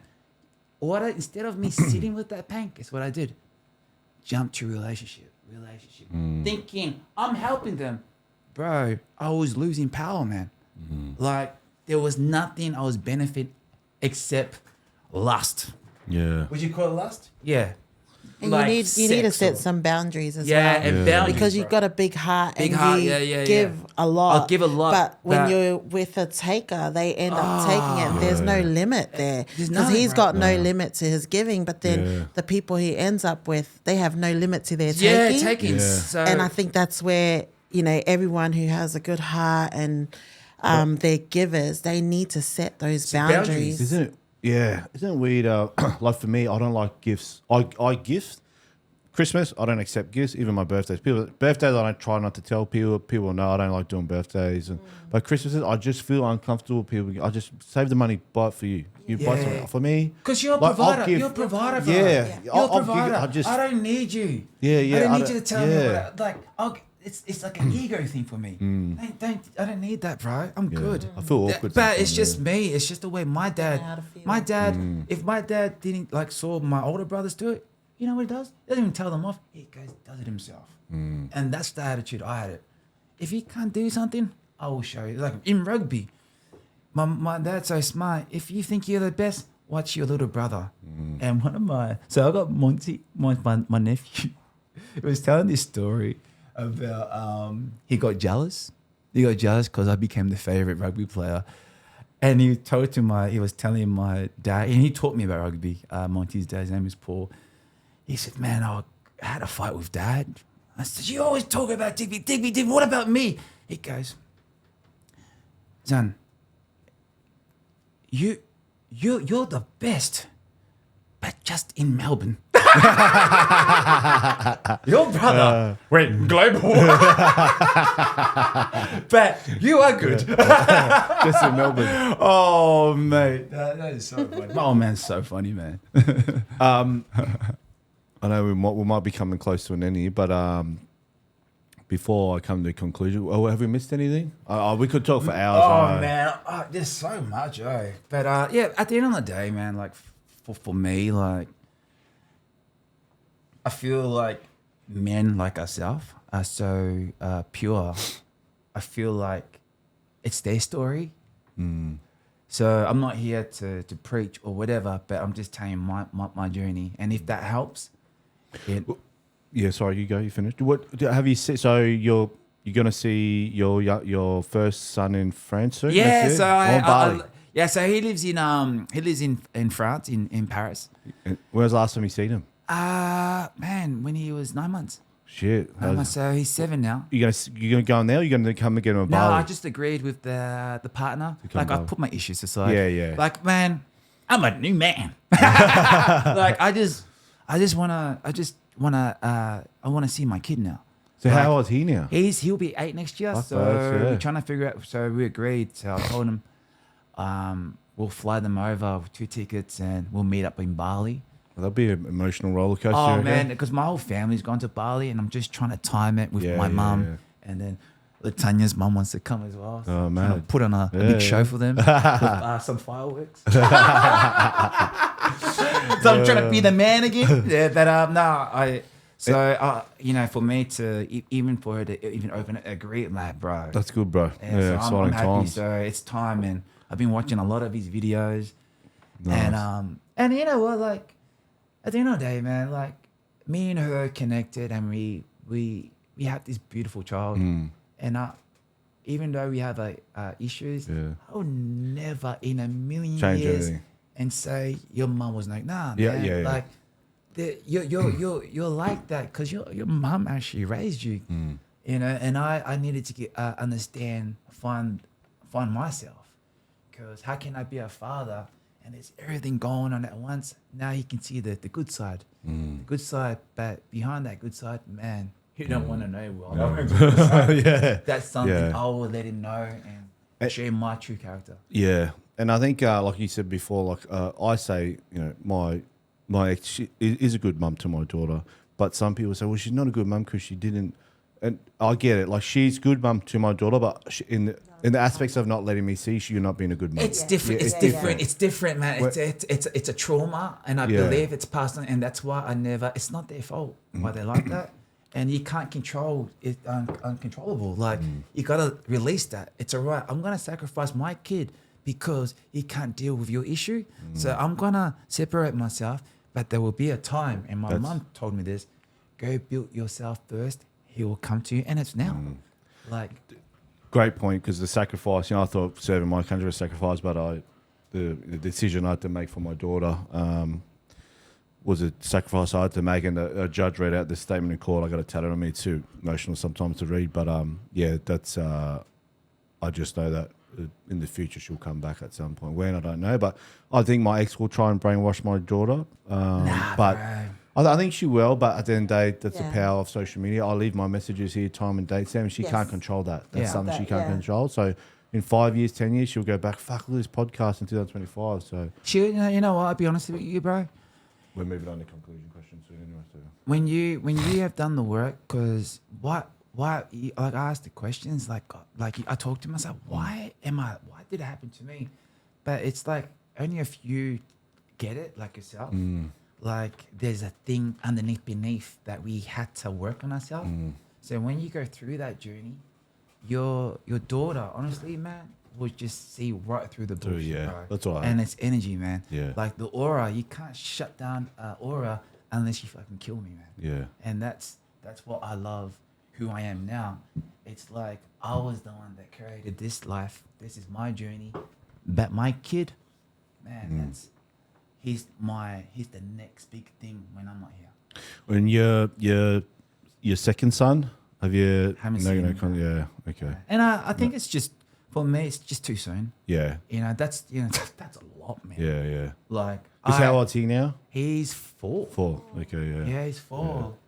I think because of the amount of money that has actually been taken, and that is still an ongoing matter. It hasn't it's ended. difficult. It's difficult, yeah. And you know what? That's a lot of money, but that money will run out soon. Oh, it's gone. It's like gone. we saw what I'm she did. pretty sure it's Remember we already saw gone. one- But yeah. You know, what we made the lawyer show what she did. What do you call it? You can see the Subpoena. deals. Subpoena. Subpoena the. Yeah, thing? so, bro, the first thing she did with the money, What did she buy?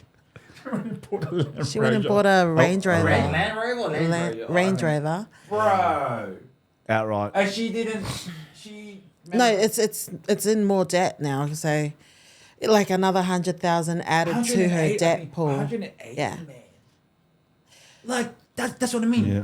This is how I knew she's not smart, man. No. If you're gonna get that much money and if you're gonna steal that lot of money, man, wouldn't you want to invest it? Yeah. Like, Nah. put it towards Materialistic. She obviously likes yeah, materialistic. but like a things. car, okay, that is a liability, man. Yeah, I know. Appreciates Buy a house. Put a deposit on a house. Buy something I know, for the bro. kid. I But know. this is why I'm glad like my sister showed me proof how to make money. Money can't just make money, Oh, man. yeah. You gotta But have someone. I know to make money. guys, they got a 50 grand Rolex and a brand new Rangy, but they're still renting. Bro, what are you doing? But it just shows. What are you this doing? This is how a narcissist thinks because they're so disconnected within themselves. Now their culture, what they call society. So society is showing, flexing. I'm better than you. Oh, what do you have? I got like Feel social I have media a 6-bedroom or 8-bedroom house, but there's only one of me. Bro, Yeah. here's your head. I got this car like my car. Like, look, I had to sell my car to make her happy. But I did that. Like, I've learned my lesson. I would never, honestly, I would never buy another. That's just R8. R8. Oh, man. There's so much The R8 there's so attracted her much- in the first place. Yeah, it got her, bro. Yeah. You know what's the funniest? She goes, "Oh, I'm not about I'm not music about drive." it, they always She say. goes, "Oh, I'm not about that life, bro." She took more photos than me. I saw her in a photo, like sharing, like, bro. Yeah. I think that's what's frustrating about the family court system is that when you're doing the property settlement, you're really there trying to justify how much debt you're in and how much your assets are. Yeah. And so she's, got a property and then she gets some fake letter from some real estate saying that it's only valued at going to cost $400 a 400 week. and it's valued at 800. And a 2-bedroom apartment in the city and the rent's going to cost $400 a week. Yeah. That's not right. And so then it's going to cost us money to get another valuation to get that. Yeah. So it's just building all the More time, money, costing energy. all So this. she went into mediation. Money. So she meant to get a valuation. She went into mediation. I got my valuation. The judge said to the lawyer, "Did you get it properly evaluated?" She goes, "No, my friend did it." Bro. Yeah. And then after 2 weeks, the mediation's finished. She goes, she wants to negotiate. And I'm like, no. I was like you. Ego was, no, I'm going to go all the way. Lucky for her. Because I said the cost, because it's not here in Queensland, it's going to cost about $150 in legal fees. And then you're not sure whether it's You going to gotta go win or your not. way Yeah, or yeah. not. So lucky So you're for her. better off getting in the forefront and offering like, hey, here's like take some this. money. Yeah. Because then that way you know for sure that that's all you're going to spend. Yeah, that's it. Yeah, that's you know, right. and you just, and So that's the I- advice I was trying to give I him. offered her the land, the 50, like it was 100 and something. And she didn't want it. She goes, nah, I'll negotiate. 2 weeks later, she goes, bro, just give 100, man. She would take it. And I went, nah, man, bro, just taking too much. Yeah. I'm dying here. She goes, Yeah. trust me, bro, save that piece. You know what? It's a win. It's a She win. sent the email. we'll give you 100, bro. Wasn't not even a couple of hours. It was like It was a 5 yes minutes. straight away. straight away, bro. Yeah. And That's then- how we knew. And then I was in Samoa. She called me. She goes, Yeah. "Dumb, bro. I saw my mum. All of us Just cried, bro. We all cried. Mum cried. My sister Bali'i cried. We all cried.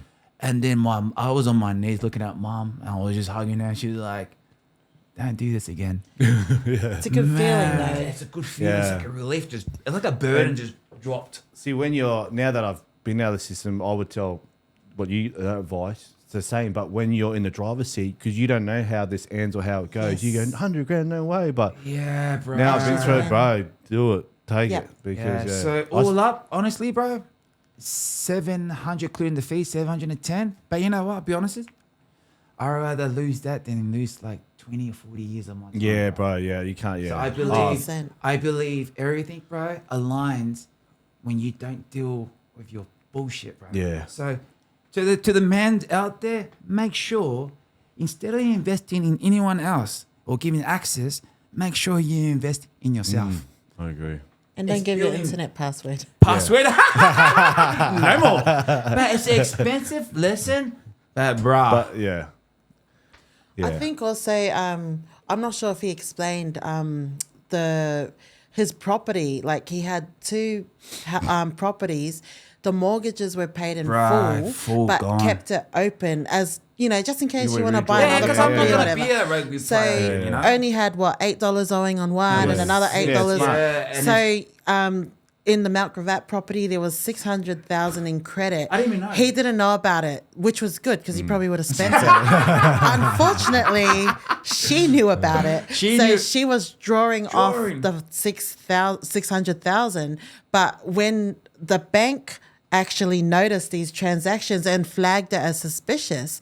But then I think because they're friends with him and they're like, oh, it's going to the missus, it's all right. But to me, that is a red flag and you should have raised it with him. No alert. But we're identifying afterwards, that the bank's actually getting money from it because of the interest. goes- The once interest you is take- going it goes up. So to them, it's a win for It's- them yeah. that he's redrawing like I off it. showed that. Not Yeah. in the fraud even So care, that's bro. something that I say Keep note of. you really need to be aware of all of your accounts and Yep. and stuff like that. Yes, you trust your relationship, but be smart about it. Yeah. Yeah. Because that's how this guy ended up I got- losing. yeah, and I ego as well. I just feel like, nah, you can do it for me, please. And and now I doubt, like, I remember, mate, you know what's crazy, bro? I love interior, like stuff like house. Yeah. I like plants. Man, she moved in. She goes, we're selling it. And I'm like, okay. I didn't even know. I just want to make it. I just want her to be happy. She goes, we're gonna do a renovate. We're not staying in here. But I'm like, man, this is like $1 million house, man. I bought it for. 4-story house. Fuck. And you know what I did? I got a guy from Sunnybank to do it again, and he was even shocked. Oh, bro, you sure? He goes, nah, man, just let her. She goes, man, some of this stuff is crazy, man. It's gonna see. Goes, I got the money, bro. Just leave it, bro. When she took off, now this is when I start to understand who I am. She goes, I finished the house anyway. The house was 10 times better than the actual design she made. So I became pretty cool. But when I was running out of money, this is why I love my sister, man. She's a champion. My sister, she's the leader. When I was, fuck, man, like, it's like, I've got to sell my house now. Like, man, I'm like, haven't worked for 5 years because I was going by the cash flow. Mm-hmm. But now I'm selling my cars, man, because this bitch, Yeah, draining. this bitch just took my bloody, taking everything. But how cool is this? My sister ended up giving me 350,000, bro. Wow. That's what I mean. Like, and I asked her a question. I asked her, why did you do that? She goes, remember that time I was stranded in Hawaii, and it was in I don't know what this is. It was 2016. She needed money. She wanted to come and she was homesick. and she was stranded, and she was acting. I called her. She was acting so cool. Hey, bro, how you going? And I said, hey, sis, I'm gonna give you some money. Can you give me some? I'm gonna give you 2,000. Can you give me some jackets or some cool from Hawaii and keep the rest? And so I gave her 5,000. She booked her flight. The next day straight came. He goes, for you, this is repayment type. Thank you, bro. And now to me, man, and us. When someone does that to me, now after giving everything, like she runs the show, man. Like I don't even have anything. So all you gold diggers out there, you have to date my sister. Because it's crazy, man. Like sometimes love can trick you. Like we need to sign that contract, but we're like, nah, it's all right, bro. Please sign that, man. What do you call it? Sign it. Yeah. Sign that, man. Because honestly, Financial bonding agreement. love is deceiving at the same time. But sometimes we got to go through what doesn't serve us. See how their true love is. If they And you'll see. There will change when you tell them sign it. Because at the end of the day, when someone loves you, when someone loves you for who you are, there's no issue. Just sign it. Yeah. You know what I mean? But for me, that's what I shout out to my sister. Man, she's a real one. Yeah. She's a real one. Now I know I'm a real one. But my sister, man, she saved me, man, from the debt. Now all we do is just travel and look after my mum. Because time is everything. And my intention, my energy is how can I serve myself in the future while my mum's still alive.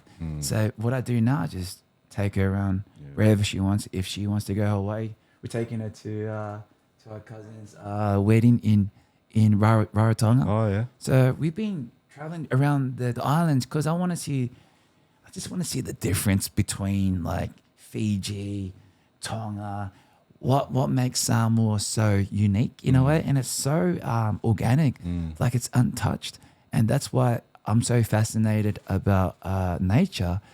There's so much secret, hidden phases of understanding who we are. Like is instead of like, oh man, this just happened, man, you gotta understand what's in front. Like there's codes of telling you who you are. Yeah. Like, don't think this is gonna be permanent, man. Like you are the storm. Yeah. Like get over yourself, mate. Deal with your own bullshit. Still,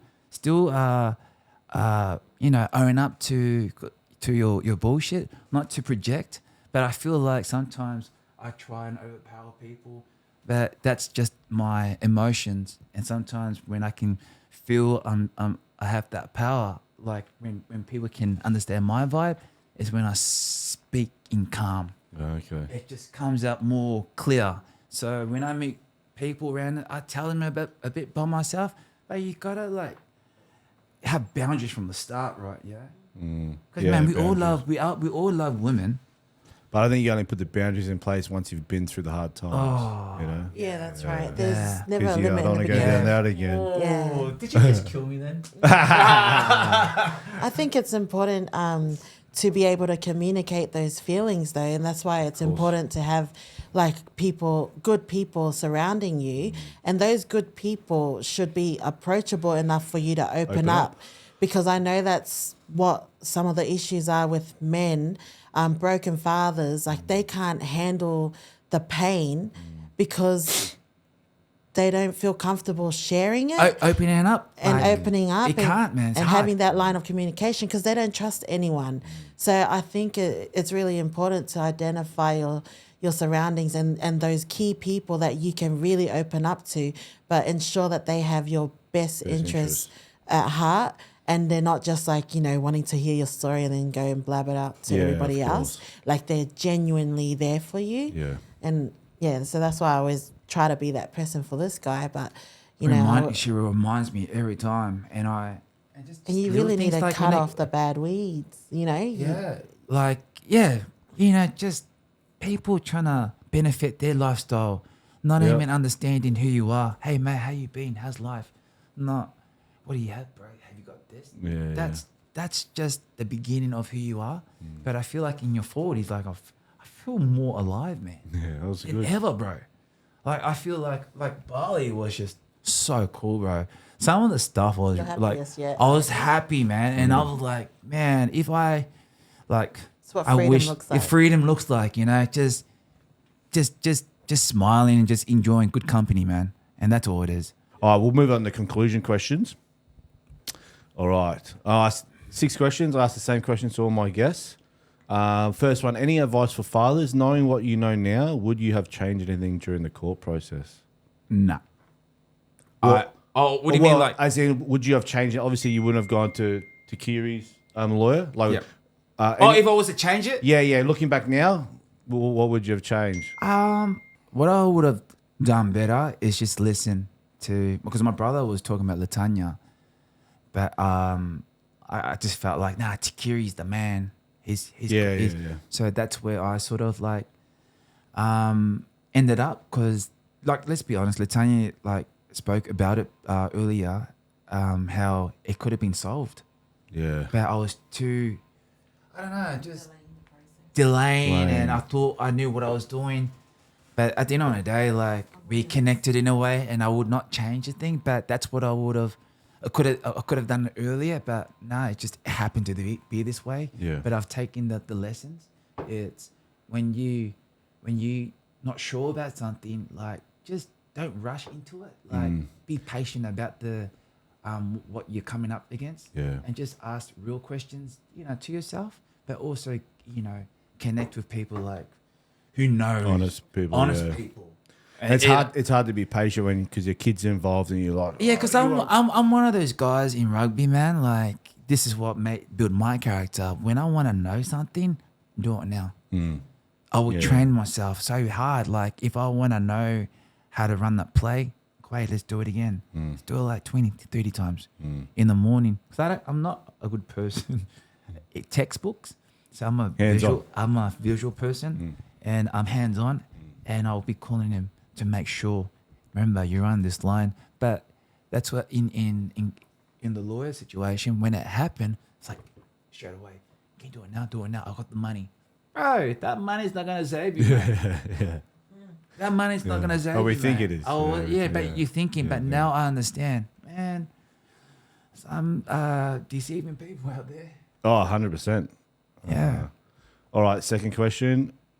How do we change the system, the family court system? I reckon just keep having a voice. Be real with yourself. Like, I feel like this system, we feel like it's a loss, but to me it's not. I feel like it builds real men. Like, we can adjust to it, because I'm a living proof of it. Like, even though the odds were against me, I still fucking wake up every morning and involve in life. And what I mean by that, I try and look in the good in it. Like, with me and my little nephew, that took away a lot of my stress, to be honest. Yeah. So I look for purpose. things that helps me glow. Yeah. You know, align myself again. Like, so I really distracted that love, because, you know, it was all about diggers, but not to put too much pressure. So I sort of like just guide, but I was happy because I was just so happy. He was just asking questions. How do you do this, uncle? What do you do here? Two hands. Kept you palm. busy. Kept you Keep busy. myself busy. But that's what I mean. I feel like there's ways of making yourself happy. So you got to find your hobbies or whatever. Yeah. Keep yourself distracted. Not just going and sleeping. No, that's the wrong way, mate. You're just inviting more demons, mate. So what I did now, I spent so much time. So I lost a lot of time with my 2 kids. But I've waited for this kid because, you know, it's part of who I am. Just keep watering it. And once he understands it, that's it, bro. Yeah. My job is done. Yeah. So he's done it perfectly right.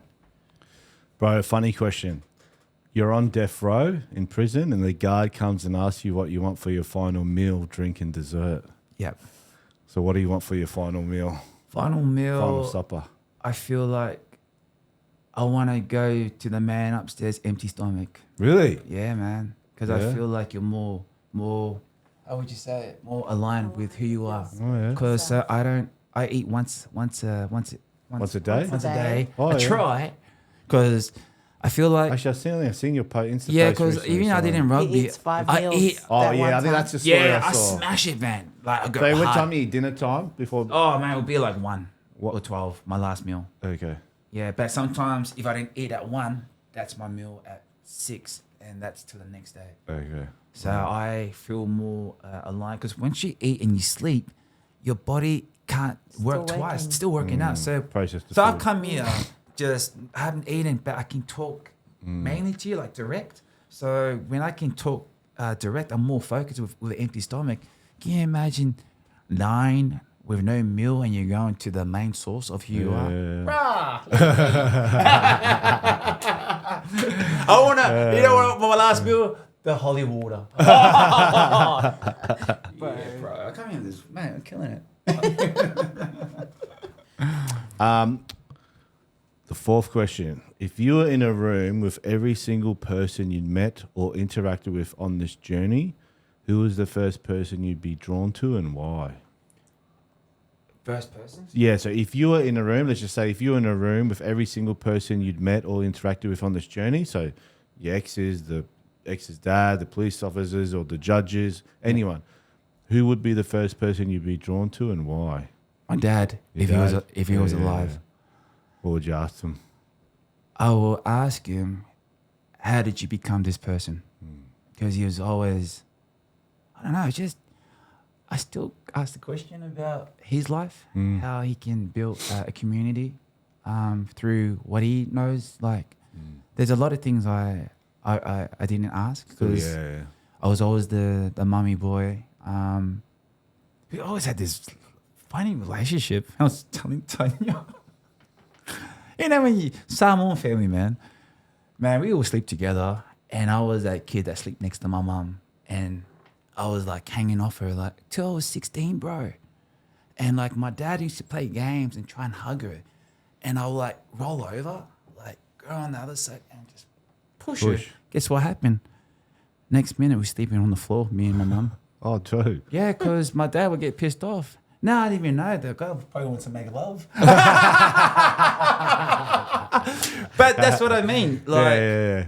my dad was just an unbelievable human being, my hero, but just understands life, man. Like, that the life experience, he didn't even go, I told you, no school, bro. Not even, So he just, spoke English?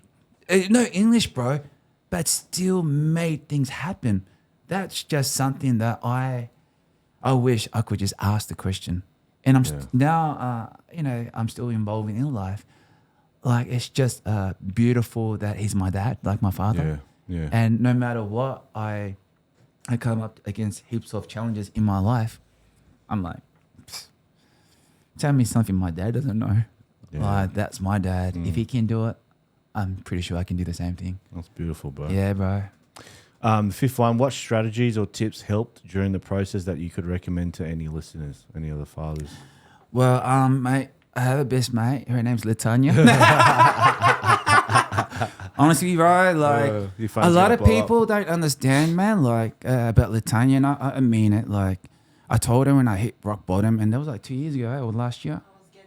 I was getting phone calls like 3 a.m. every day. Yeah. So I just almost, my body clock just knew to wake up. that's at why that she's got big time. shoulders now, because there's a lot Yeah, of my because I had stress. to Carry, and plus her job, bro. Yeah.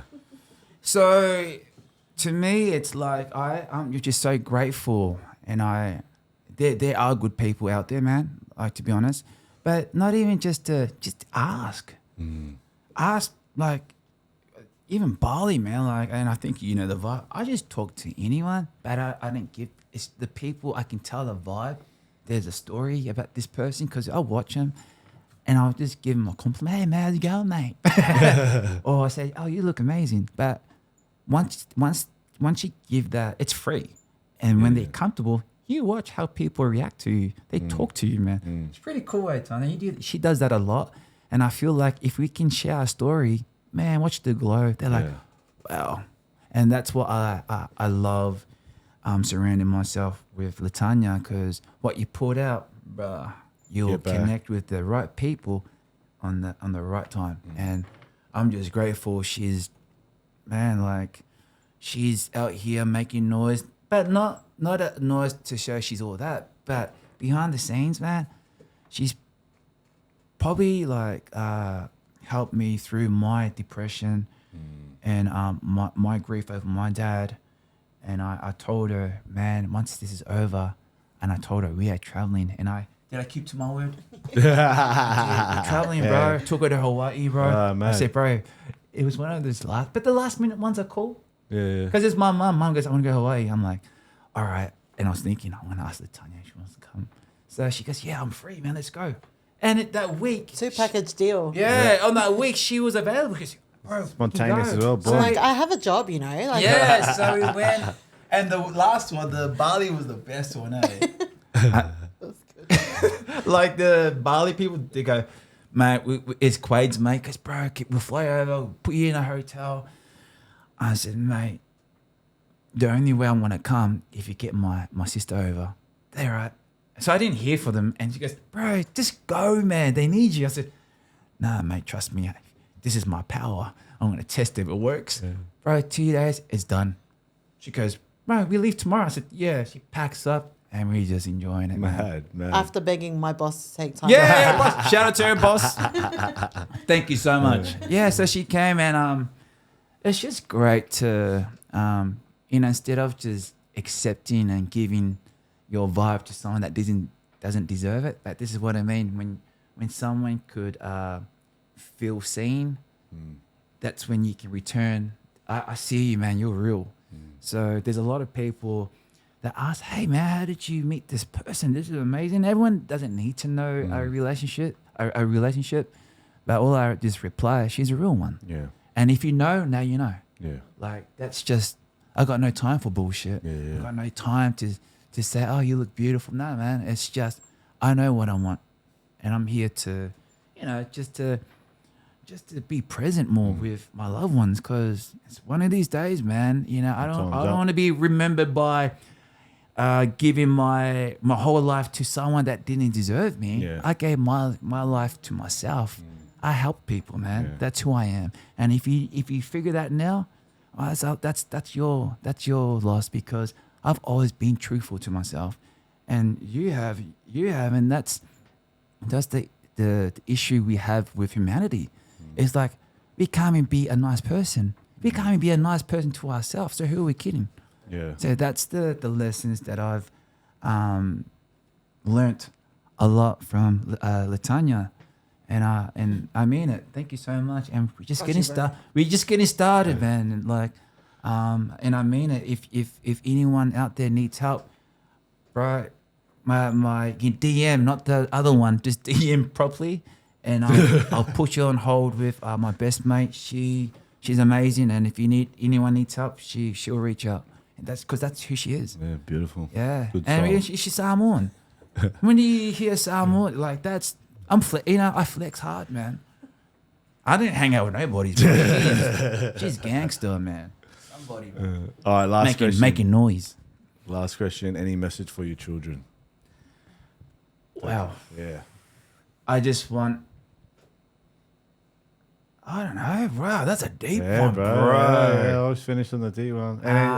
I just want, if anything happens, this is who I am. I'm always a fighter. Nothing came easy. My dad taught me everything's earned. So if you see an empire back in Samoa, and it's from me, that's the legacy I will leave. Beautiful, bro. Yeah, bro. Wow.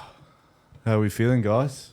Nah, man, I want to say thank you so much, bro. Thank Appreciate you, your work. Everyone has their calling, and man, this is not just living. You're not just talking shit, bro. This is purpose, bro. Thank you. Yeah. This is like John, man. Like you're like the testimony of telling, this is the right way. Yeah. Like justice, man. It's lost in humanity, man. Like a system that. Why do we have to go by their rules? Yeah. Why we don't have a voice now? Like I feel like the current system, it's designed to encourage parents to fight when it should be designed to and encourage them or teach them how to co-parent. Yeah, and it's vice versa. Like with girls, like I've met other girls too, but guys So the guys that I know with the girl situation, the difference is the girls are the bread provider. So they always attack the ones with the money. So for me, it's like, it's not about us, me and you. It's about how much can they scam off us. Yeah. So Yeah, why I do know. we need someone, you know me for like 30, 40 years, to give our trust to someone we barely know? I think family court needs to be free though. And that's where you Yeah. get actual proper Yeah, if they want to help, legal let it battles. be free Yeah, then. yeah. Let us, They need no legal fees, nothing. Nah. Let's just sort this out, and it'll be fair. Because right now it's almost like who can afford the best lawyer, they will get the best out of this matter. So I think that's what It's they money. need to It's do. like cancer, right? There's always a cure for cancer. So there's too much money to be like I was telling the time when I was walking past her building. The biggest building that looks cool is actually the family court building. I said, oh, I wonder how that afford that. Yeah. Yeah, family courts. Family from court. one of the Flash's courts. Oh yeah. Yeah, and this is our money. Yeah. Money. And the lawyers, man, it's a circus. That's why they're lawyers, man. It's like, especially family court, all liars, man. Yeah. It's bullshit. Yeah, I know. Yeah. And to me, man, I'm my own person. I don't care, but it should be equal.